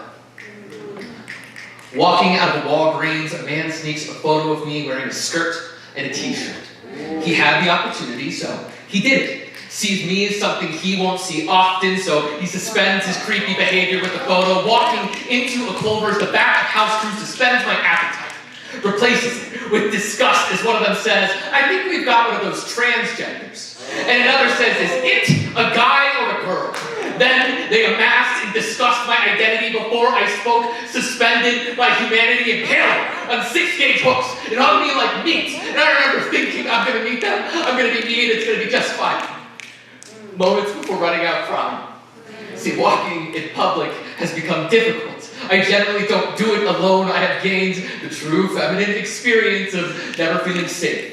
Never feeling heard, becoming more of a word and an object than a person. I am never just a person, and I can't tell if transphobia is getting worse, or just my sensitivity. So I swung on some hooks to make sure that the pain I was feeling was real, and I really thought the hooks were going to hurt more, but they just didn't. Coming out on Facebook, as an act of trying to get distant relatives to understand, I announced, "I'm trans." Quickly, I am blocked by my older brother. He sees my suffering as sacrilege, as his wife tells me God made a man and a woman and their family values don't include trannies, so they suspend my belief in it getting any better. Now, I have not been known to be mean, or angry, or frightening, not then and not now. I have been told that I say I love you too soon. But if I have recently met you, and I have told you that I love you, I want you to know that it is true. I treat everyone like a lover. I will shower you in affection, mention every bit of light pouring out of your cracks, because thanks to astigmatism, people only look like stars. And their brilliance is far too much for me to take in, so I will love you blindly. It is the only way I have learned to love what's in the mirror.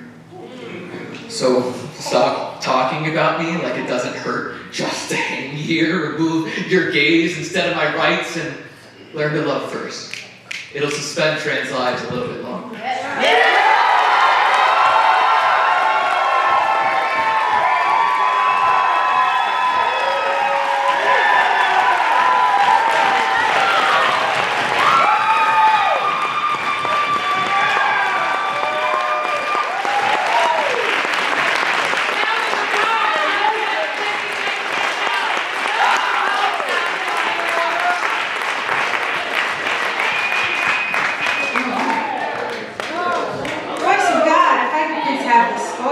Reigning Monarchs.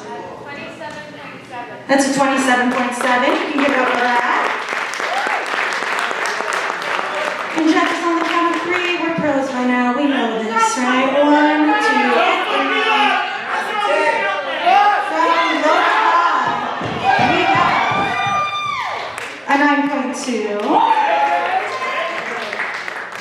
We have a 10. We have a 10.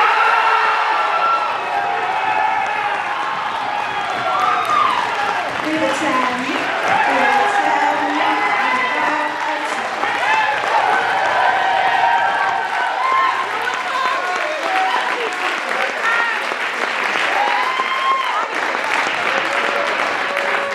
On deck, we'll be going into the third round, starting with the Reigning Monarchs.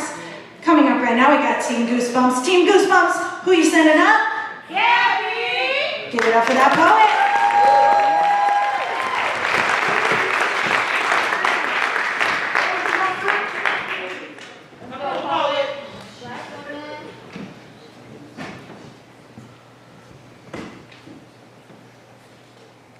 Fentanyl is a synthetic opioid that is 50 to 100 times stronger than morphine. When I say I don't blame the streets for my fiance's death, I mean fentanyl is used to treat severe pain and advanced stage cancer. As a person of color, when you live in severe pain, your options are death or the dealer. Let the pain heart attack us into heaven, or let the plug find something to make misery into manageable. Fentanyl, medical grade or not, it's all synthetic. When the pill that took my fiance's life was fentanyl, I told the hospitals they could have prevented this, but doctors are allowed to do things to us which they would not do to their own children. The nurse tells us to remove the donor sticker on our license because they'd rather see a black body in misery than multiply. All the time the ER turned us away, curly in agony, withering away, because care isn't always committed to people of color. A white coat with white anesthesiologist puts fentanyl in my anesthesia. I do not wake up. They send me home regardless. You'd think my mother would have ruptured the ground beneath us, but this is the only help that has ever been offered. She reminds my Hispanic anesthesiologist that white folk only look after themselves, so he better be here on every procedure to make sure I wake up. A white coworker brags about getting fentanyl at the hospital. Said it keeps the pain so good he was able to go to work the next day. And I wonder if the hospitals helped, would my nearly wed still be working? These doctors are just dealers with degrees, knowing we're hoping for a high that's there in height, but keeps dropping us below earth because there is no accountability. When the body goes cold, a fentanyl overdose can be peaceful, can be painless, can be the best way to go when you have been consumed by hurt for so long. Have you ever dunked your head in the water while taking a bath? Let the peace of absolute nothing consume you, just water. What happens when you don't come up for air? Fentanyl. Have you floating in the bottom of the bathtub looking all tranquil? Fentanyl has been secretly seeping into the veins of our healthcare system and still denying people of color basic pain care. The streets know what it's like to survive when your body is fighting against itself. When your body refuses to heal, the plug can find a pill, powder, or flower that can mask those symptoms when the doctor dismisses them. But sometimes, when the streets intend to heal, fentanyl slithers into our hands anonymously, goes from helpful to harmful, vice to venom. When I say I don't blame the streets for my fiance's death, I mean she's been sick for a while. We tried to seek help before. We weighed all the options. The streets were the cheapest pharmacy. Over 150 people die from synthetic opioid overdoses a day. Reaper masquerading as a remedy. We are not choosing fentanyl. Fentanyl is choosing us.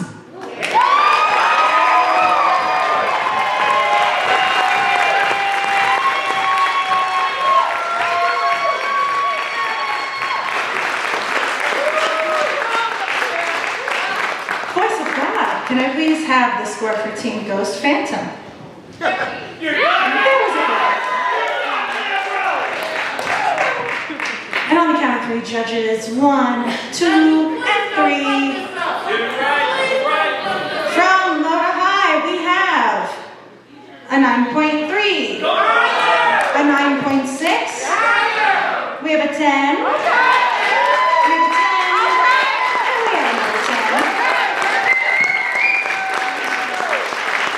We are rolling into the third round. On deck we have Team Ghost Phantom, but coming to the stage right now we've got the Reigning Monarchs. Reigning Monarchs, who are you sending up?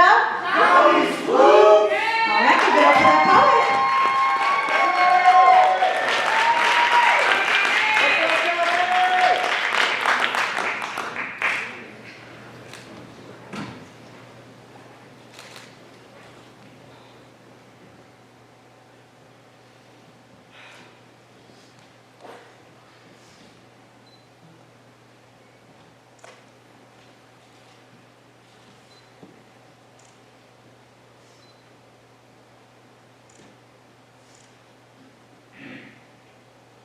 Born April 26, 1994, a beautiful black baby girl with curls like flower petals, smile, the shape of sunrise, and eyes bright enough to light the night sky, kiss life into this world that made the trees dance at her first breath.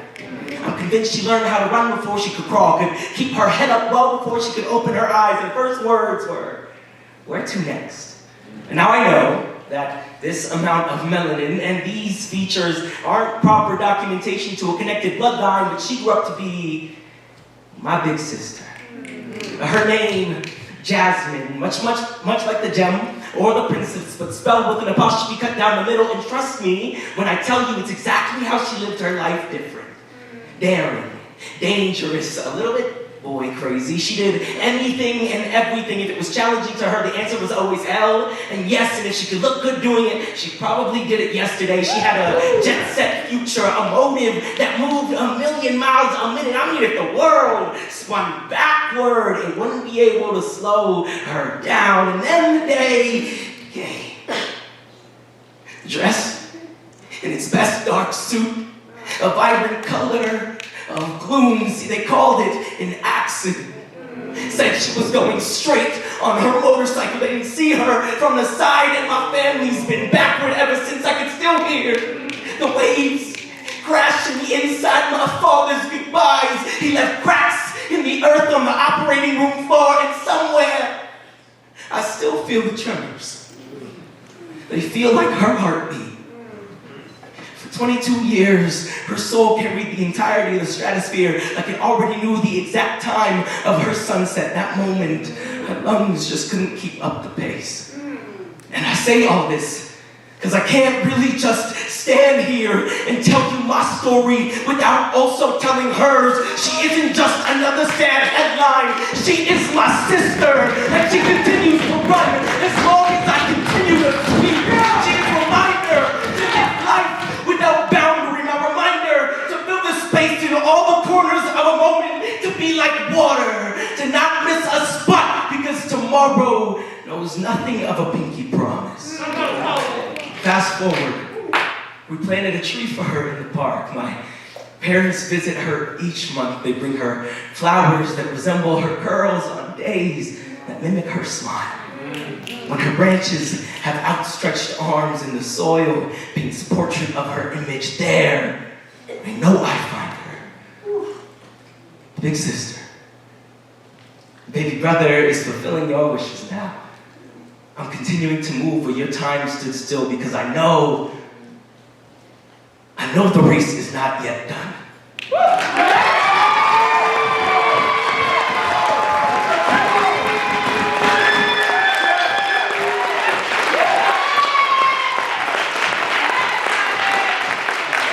Voice of God, can I please have the score for Team Goosebumps? I'll fuck it up. 29.6. That was a 29.6.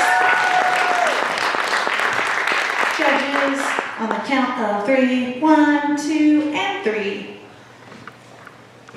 From low to high, we have a 9.0. We have a 9.3. We have a 9.7. We have another 9.7. And we have a 10.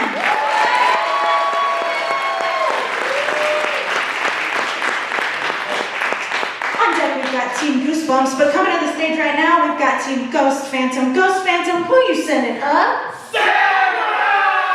For that poet.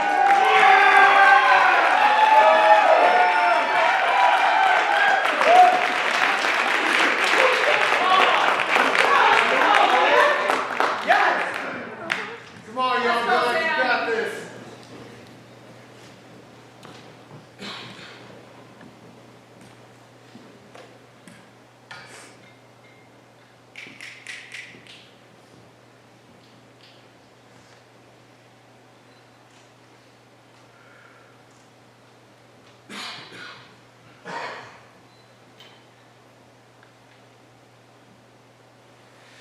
My name is Sam, and I'm alcoholic. There's just something about the burning in my throat that also forget about the burning in my brain, or the fire in my heart, or the cuts on my wrist, or the bruises on my face, or the... Sorry, I'm getting ahead of myself. You know, it's probably something a few shots of vodka can fix, or a glass of bourbon, or 2 or 3, because I am an alcoholic. I went from being drunk off beatings to high off fake love, to broken over fake bonds, to screaming over lost families, to shooting, sorry. I'm getting ahead of myself again. You know, it's definitely something a few shots of vodka can fix, or a glass of bourbon, or 2 or 7, because I am an alcoholic. I went from fearing death to accepting it, to chasing it, to squeezing a trigger to I went from fearing death to accepting it, to chasing it, to squeezing a trigger to I am an alcoholic. But I'm not chasing a buzz, I'm running from remembrance. I was shown in paper bottles up an empty pill bottle, so this is not my choice. I was born an alcoholic. And every day I get into fist fights with my mirror. That's probably why I'm bleeding so much. And I'm always at war with myself, so thank God I have alcohol to disinfect my wounds, and I have razor blades or tacks with staples or a butter knife to cut away the bad parts of myself. For who am I kidding? Every part of myself is a bad part of myself, so I might as well not feel it. Bottoms up, and then bottoms up, and then bottoms up, and then... You see, I knew I had a problem when I wanted to drink at 10 a.m., but I swear it was only for the flavor.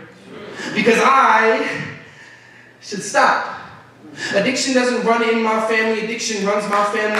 And I'm not at war with myself, I'm at war with the thing that killed them and half of me, because the Lord might say I am an alcoholic. There are days I can say I am not.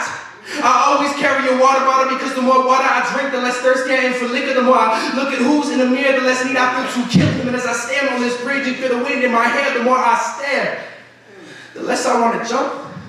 But I fear, man, I fear if I'm not sober, I won't be able to stop myself from slipping. So I say no.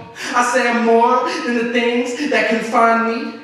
I am more than the things I have defined myself as, and I am so much more than what I fail to beat. Only now that I say these things are they true, because when I told myself for the first time I am an alcoholic, I did so pouring a drink. So now I tell myself, I say that I am a poet, I am a poet, I am a poet, I am a man.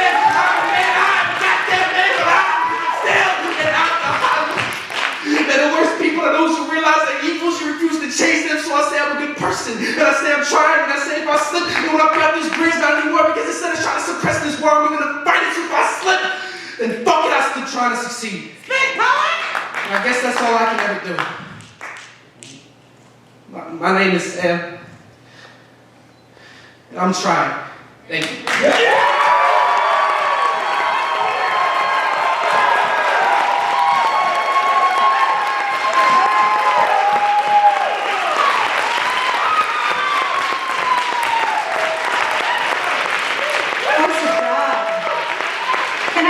Have the score for the Reigning Monarchs. That was a 28.7. You can give up for that. All right, judges. On the count of 3, 1, 2, and 3. From low to high, I have a 10. Yeah!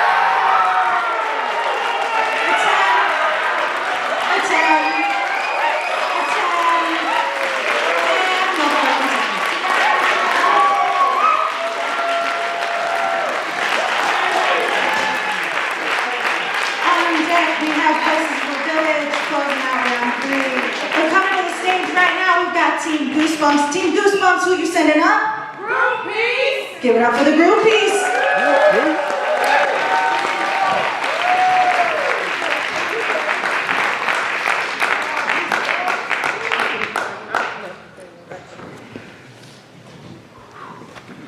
Go in, boys! Come on, groupies! Set your stage.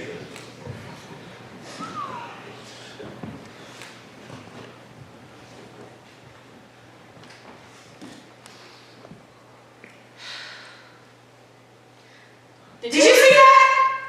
Did you hear that? Wait a second. Don't you go in that house. Run! You know, black families are gonna survive this one. Black folk are the first to get killed in a horror movie to make it more realistic. Putting it on the screen makes it malleable. It seems like no matter what happens, one thing can be said about these films. You love watching us die. It's called the racial empathy gap. They lack the empathy necessary to identify with black characters. They don't see color unless it's granddad presidents. And what is Hollywood without black pain? Without a body, ready to catch a bullet for the plot, serve as sacrifice for the entertainment of the audience. We don't get get a chance to murder. Because God set us out in the beginning. Put black folks in a horror movie and call it science fiction. Because there's never a factual reason to let black skin live that long on a screen, projecting our futures on projection screens. All strangers who arriving at Fruitvale Station have all this sterling way to exhale at the climax of the movie. Or that Malcolm Drive should have known his house was haunted. Should have realized the murderer was there the whole time. How many times do we get last night out of finale? When Trayvon doesn't make it home on time. When the TV watches the police raid. Who needs a Nightmare on Elm Street when Brianna never woke up? If we've cried for poetic response with no response. No hope for these boys in the hood to survive these tales from the crib. Sometimes you just want to see black folks triumph without all the tribulation. Seems like we only get justice in the documentaries after the harm has been done. Our neighborhoods be the horror stories they all love to see. Our streets turn ghosts and others just haunted shells of being. Show them who are just another hunter of public enemy number one. Make yourself marketable. Get some higher learning. Show them all your God and glory. Remember your training day. This is the day you prove your worth. Friday at the box office is where Hollywood decides if your juice is worth the squeeze. Pretty those pants, shine those shoes, let a smile on your face. There, now, casket sharp. I mean, you ready for the big screen?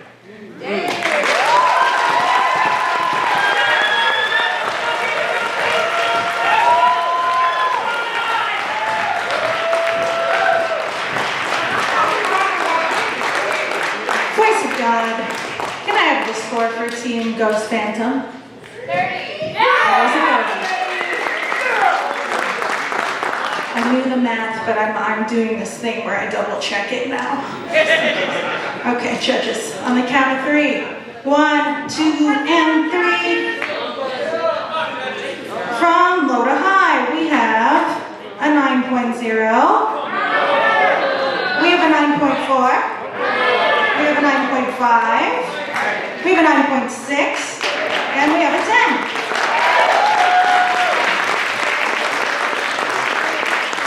On deck, we've got the final round, and it's going to be opened up by Team Ghost Phantom. But coming to the stage to close out the third round right now, it's going to be Voices of the Village. Voices of the Village, who are you sending up?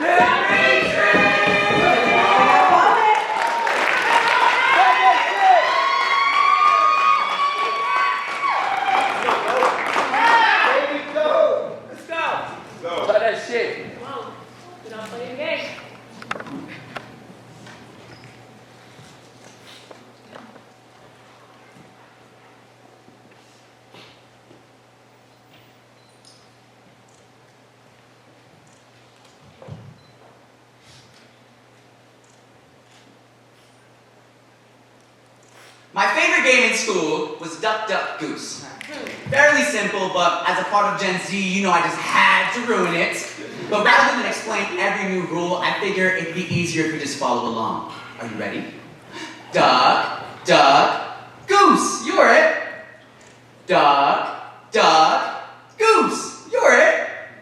Duck, Duck, Duck, Duck, Duck, Duck. I'm hit down. Run, play dead, duck.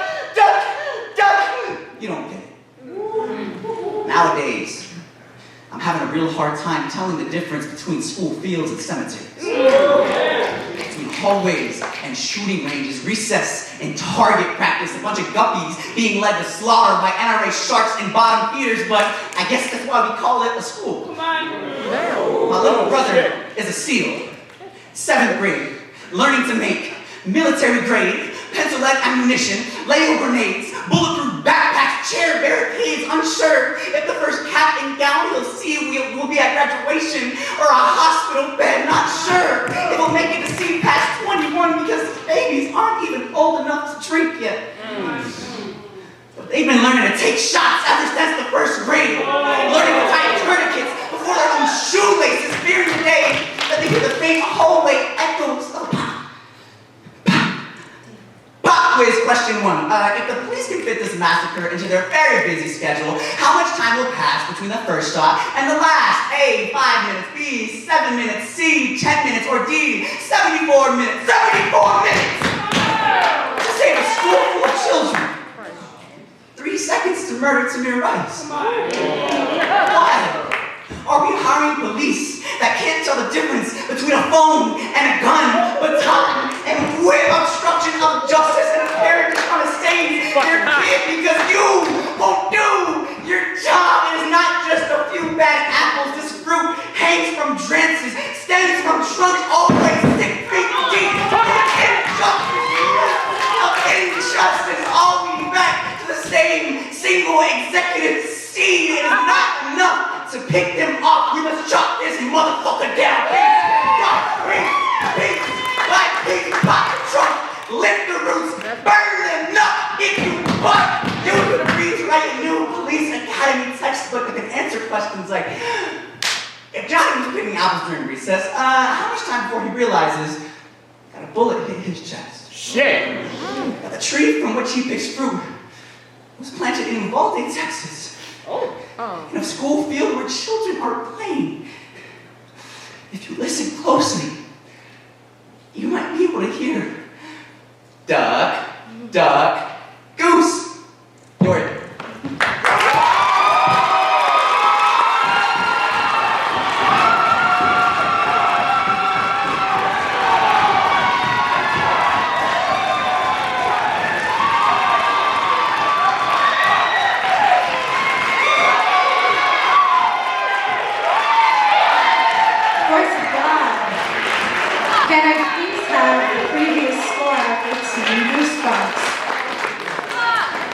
That was a 28.5 for Team Goosebumps. You can give it up for that. And on the count of 3, judges, 1, 2, and 3. From Motorride, we have the 10.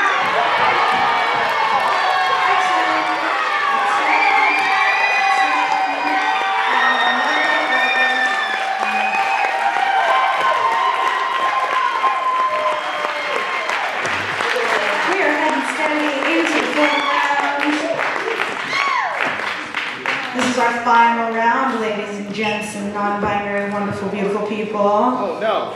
Final round. All right, on deck we've got Team Goosebumps. Coming to the stage right now, we've got Team Ghost Phantom. Team Ghost Phantom, who you sending up? Groupie! Give it up for the groupies.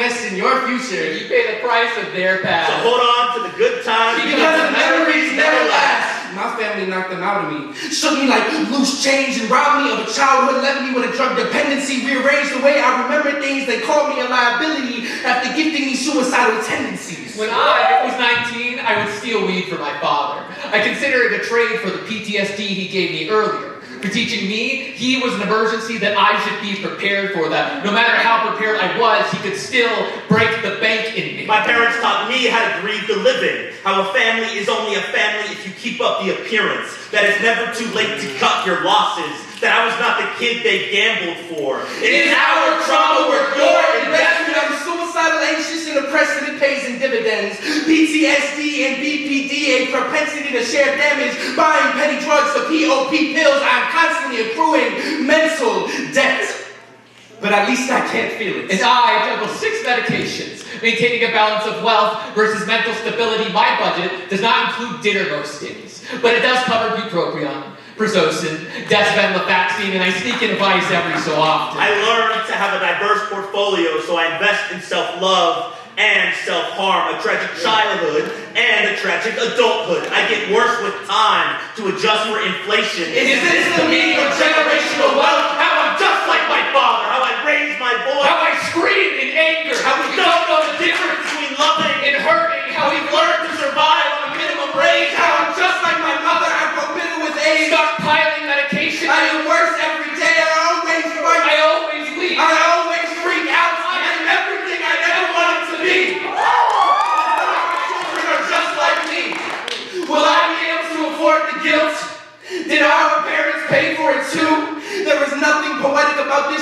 tendency to change the changes my parents felt With every hit, every scream, every slamming door. Is there more to this life than the trauma we inherit? I will not make the same mistakes. I will sell off my stock in codependency. Come on, Paul. You got it, boy. You got it. You got it. I will invest. You got it. Let's go. I will invest. I will invest in our future. I will guarantee my children will be better than the bride I was raised to be. My love will not come with the cost. My home will not tax their mental health. I will not loan them these problems with no interest in their life. I will invest in myself for their sake. This bank may never close, but I will hold no debts. I won't compound this pain. This trauma will not continue. So our future will be free. Voice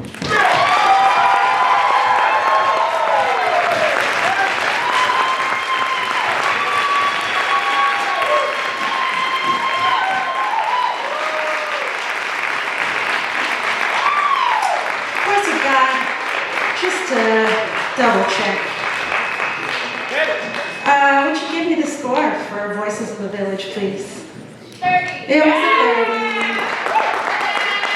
All right. On the count of 3, judges. 1, 2, and 3.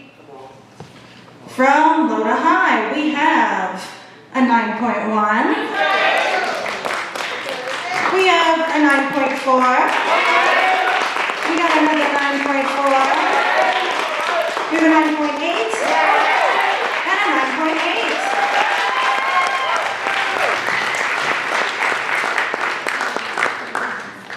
On deck, we've got Voices of the Village, but coming to the stage right now, we've got Team Goosebumps. Team Goosebumps, who you sending up? Jeff and Victoria! Give it up for that poet.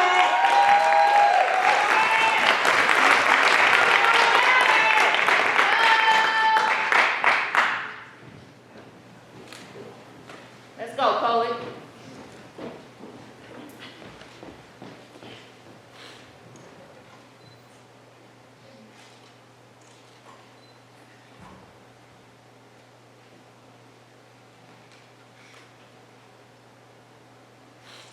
When I told my mother I wanted to be a poet, her knees plunged to the floor, palms clutched together.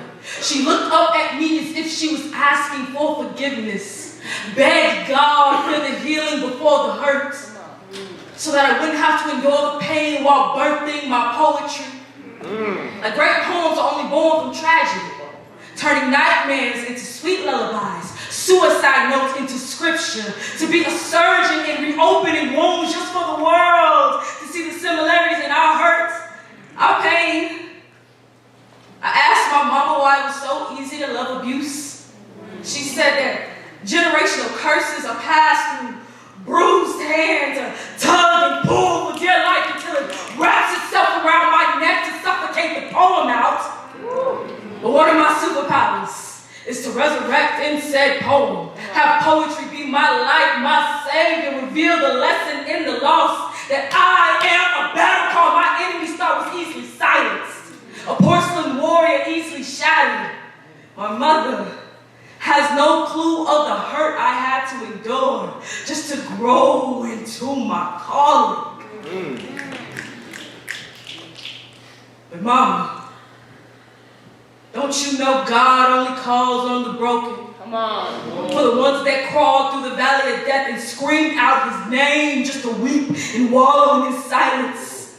To write this poem, make it scripture, recite it, place it in the good book, call it holy, gospel, God's word, poets. Never asked to be broken, never asked to be Job prophets, never asked for their profession.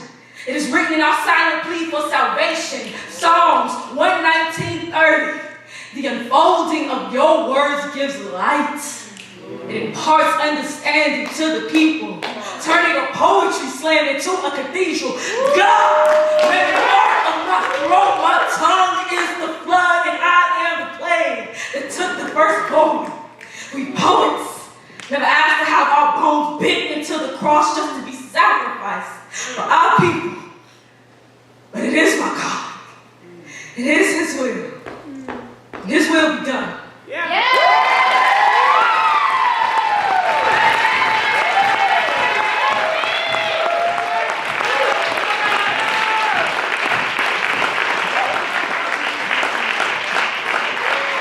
Voice of God, if I could please have the score for Team Ghost Phantom.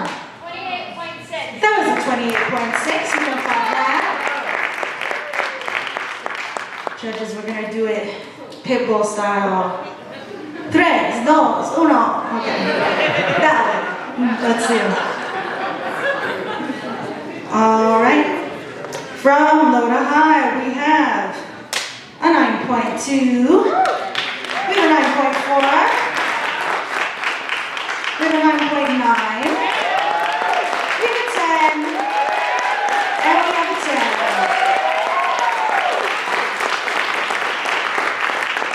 On deck, we've got the end of round 4 and the conclusion of our big fancy competition with the Reigning Monarchs. But coming to the stage right now, we've got Team Voices of the Village. Voices of the Village, who are you sending up? Give it up for the groupies.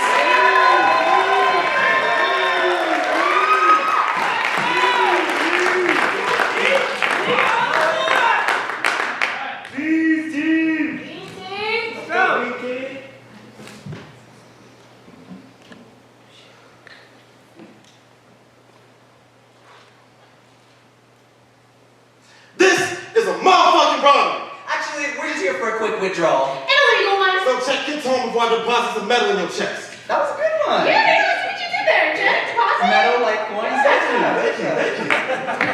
Put your shit in the motherfucking bag.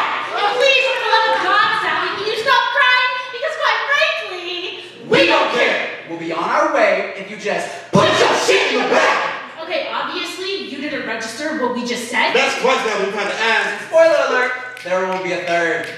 You know what they say, right? Hurt people, hurt people. Broke people, rob people. Well, as a member of both branches, unfortunately, you drew the short end of the stick. So as we come around, I'm sorry, that was a warning shot. Y'all still moving a little too quick. I'm way too unstable for this shit. So as I come around, I need all your important shit. Keep your phone. And your wallets. I want some jewelry. You can put that back on. I don't want any of that shit. What I need is your emotions. Because mine was stolen from me. By a thief who cracked the code in my soul's vault and transferred my life savings. Saving their life because someone heisted their home, zeroed out their account, and held their heart hostage. We can put a pin in that.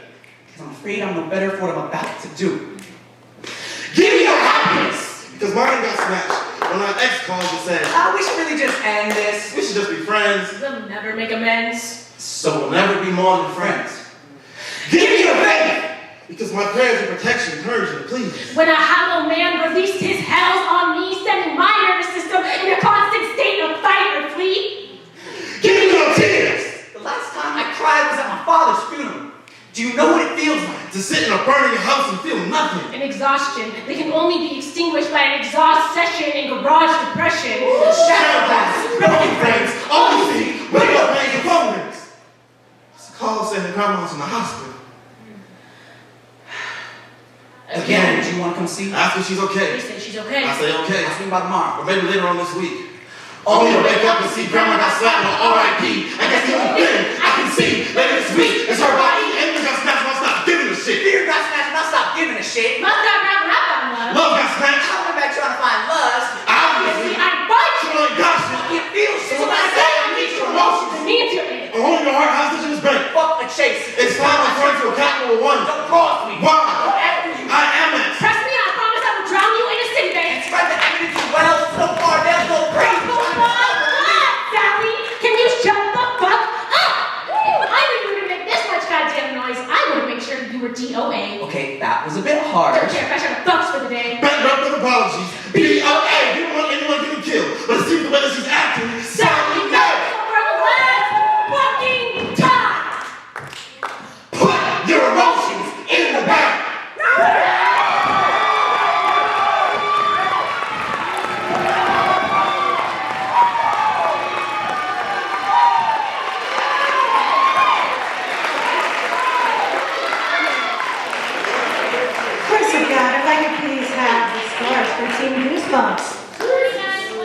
That was a 29.3. You can applaud that. Okay, this time I think we're gonna go for delicious. 4, 3, 2, 1. My body's getting delicious. Okay, let's see. Seriously, look, come on. All right. Ready? Judge right here, if I could have you turn that one towards me. Thank you. Okay. From low to high, we have a 9.5. We have a 9.9. We have a 10. We have a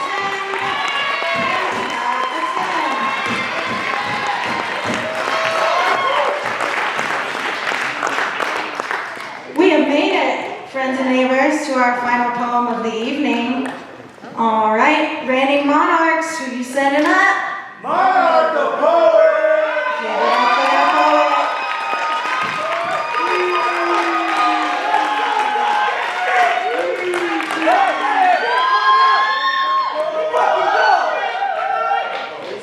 Tell us who the fuck you are!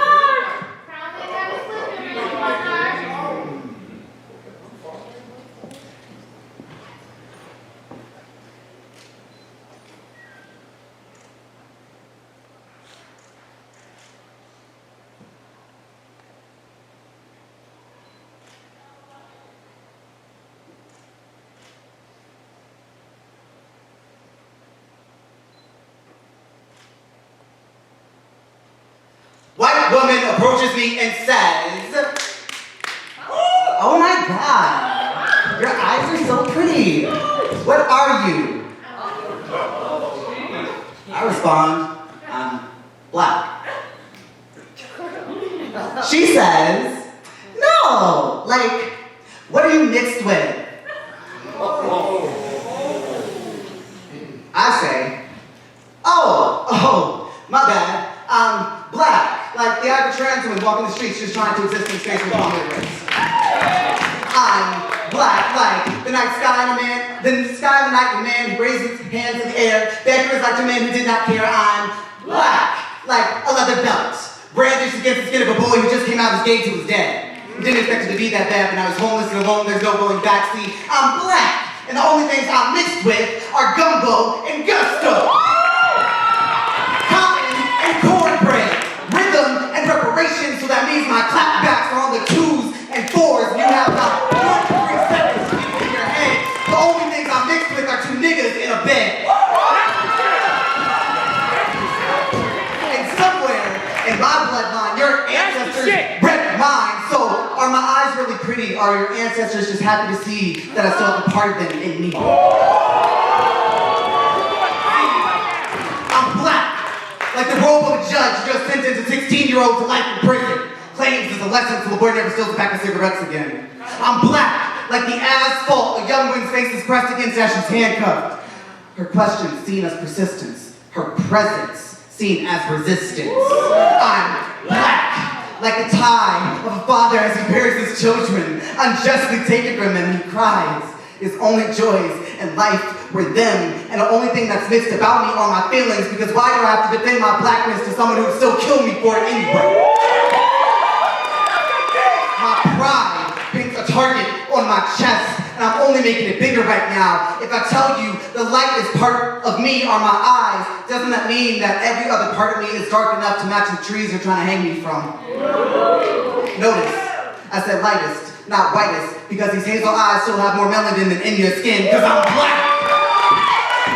Like a gloved fist, raised in defiance. I'm black, like my shoes marching through these streets. I'm black, like the paint used to write Trayvon Martin, Sandra Bland, Eric Gardner, Ahmaud Arbery, Glenn Steele, Tommy Barrow, Nye Jones, Tatiana Reese, Claude Reese, Roger Scott, Tony McDade, Nina Pop, Sean Bell, and thousands of others across the federal building.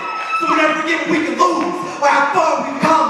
I'm black, like my voice. Black, like my experience.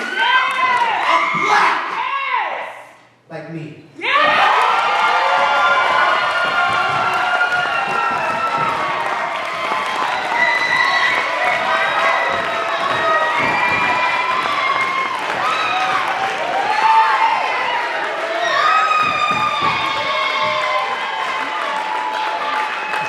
Voice of God, if I could please have the score for Voices of the Village. That was a 29.9 for Voices of the Village. And judges for the last time. On the count of 3, 1, 2, 3. From the high, I have a 10. I have a 10. I have a 10. I have a 10. I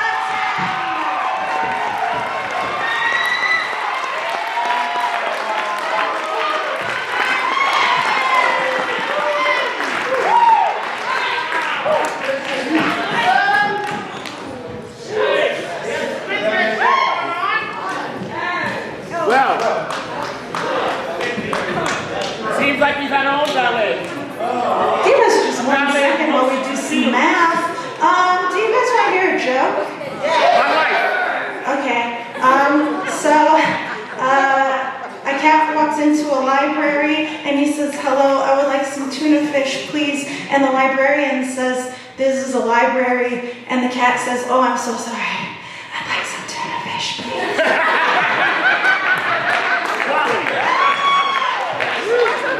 I moonlight as a comedian. What was that? Why did the blind man follow the... Fall in the well. He couldn't see that well. He couldn't see that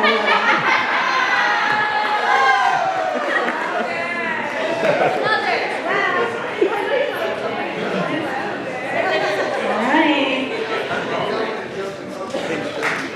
So, before we announce what we're about to announce, I need to know if y'all had a good time tonight.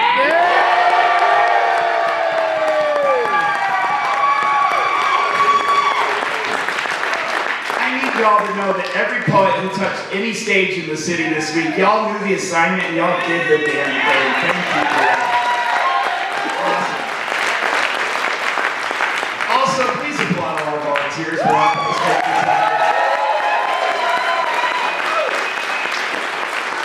And y'all, we just did not 1 but 2 finals bouts in 3 hours, and we're basically on time. That's pretty sick. Y'all can make that all the time.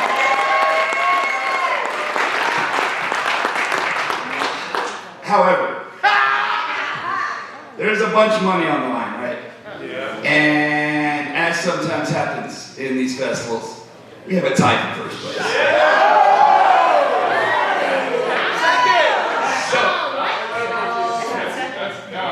Second place. There's still a tie and it's still very exciting. Well, shit, if I'd have known that, we could have wrapped this up sooner. All right. All right, boo your host. My bad. Chicken. At the risk of sounding like Taylor and Molly, speak with some conviction. Boo your damn host. Come on. Thank you for satisfying my funky masochism. All right. Love you too. You know what? If you like poetry, say oh yeah. Oh yeah! If you had fun tonight, say oh yeah. Oh yeah! If you want to know who won all this money tonight, say oh yeah. Oh yeah! Awesome, I need all the poetry teams to the stage here, please. All 4 teams come on down here. Let's show them some love again.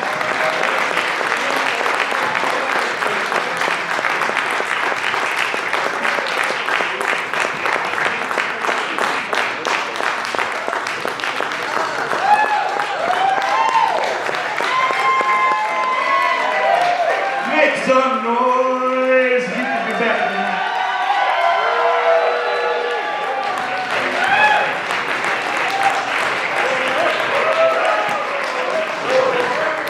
So here's what's about to happen, y'all. I don't know if y'all have been to a lot of festivals, but I'm always like, when the team wins and they get the trophy, who takes that home? Right? That trips me out. So what we've done is for our teams tonight, we got a trophy, but every member of the team also gets a medal to take home. So y'all have something for yourself at home, right? And our 3rd place winner tonight will end up carrying away $500. Not bad, right? Our 2nd place team will take home $1,000. And our 1st place team will take home $2,000. Now, how much of that makes it out at the after party is another question. We'll see how that goes. But we are going to announce, we're going to start with fourth place. And as y'all know, we're keeping track at home. We are not doing shit about the tie because it's for second place. So we're going to just announce them both second place winners. Y'all okay with that? Are y'all okay with 2 second place teams? They split tonight. Between Yeah, I was all happy too. I was like, look, we got a solution. All right. Well, that's 1,500. Split 2 ways. That's 7. I think we're going to have to do a tiebreaker. Y'all want to do a haiku or full poem? I thought so. All right. We do not want to do a tiebreaker. We want to share it. You want to share it? Are both teams okay with that?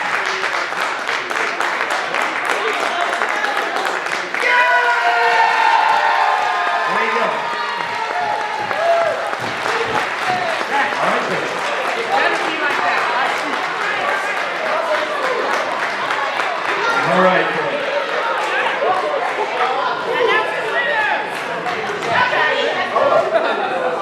Fair enough. Then that means that we're going to have. That means we're still going to have a fourth place team, a first place team, and 2 second place teams. All right. So in that, and that's just because otherwise the math gets funky. All right. So in fourth place tonight, in a very close bout, and with a whole lot of heart, y'all make some noise, please, for Voices of the Village.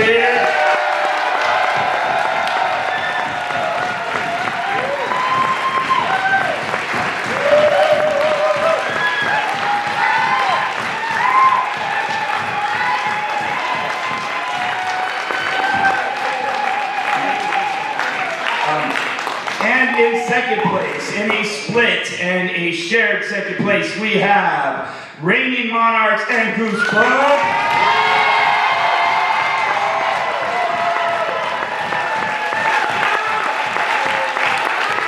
Which means, if you're keeping track at home, that our first inaugural Chicharra Poetry Slam Festival team champions are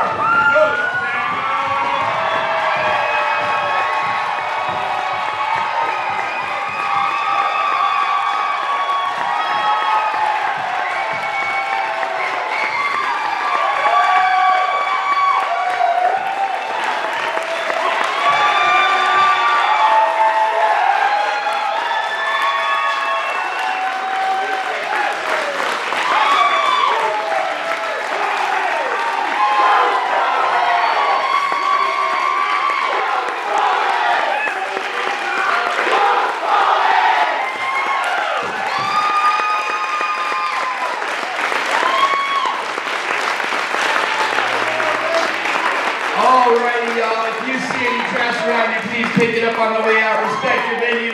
We're going to wrap it up for tonight. Thank you so much. Come tell these poets you love them.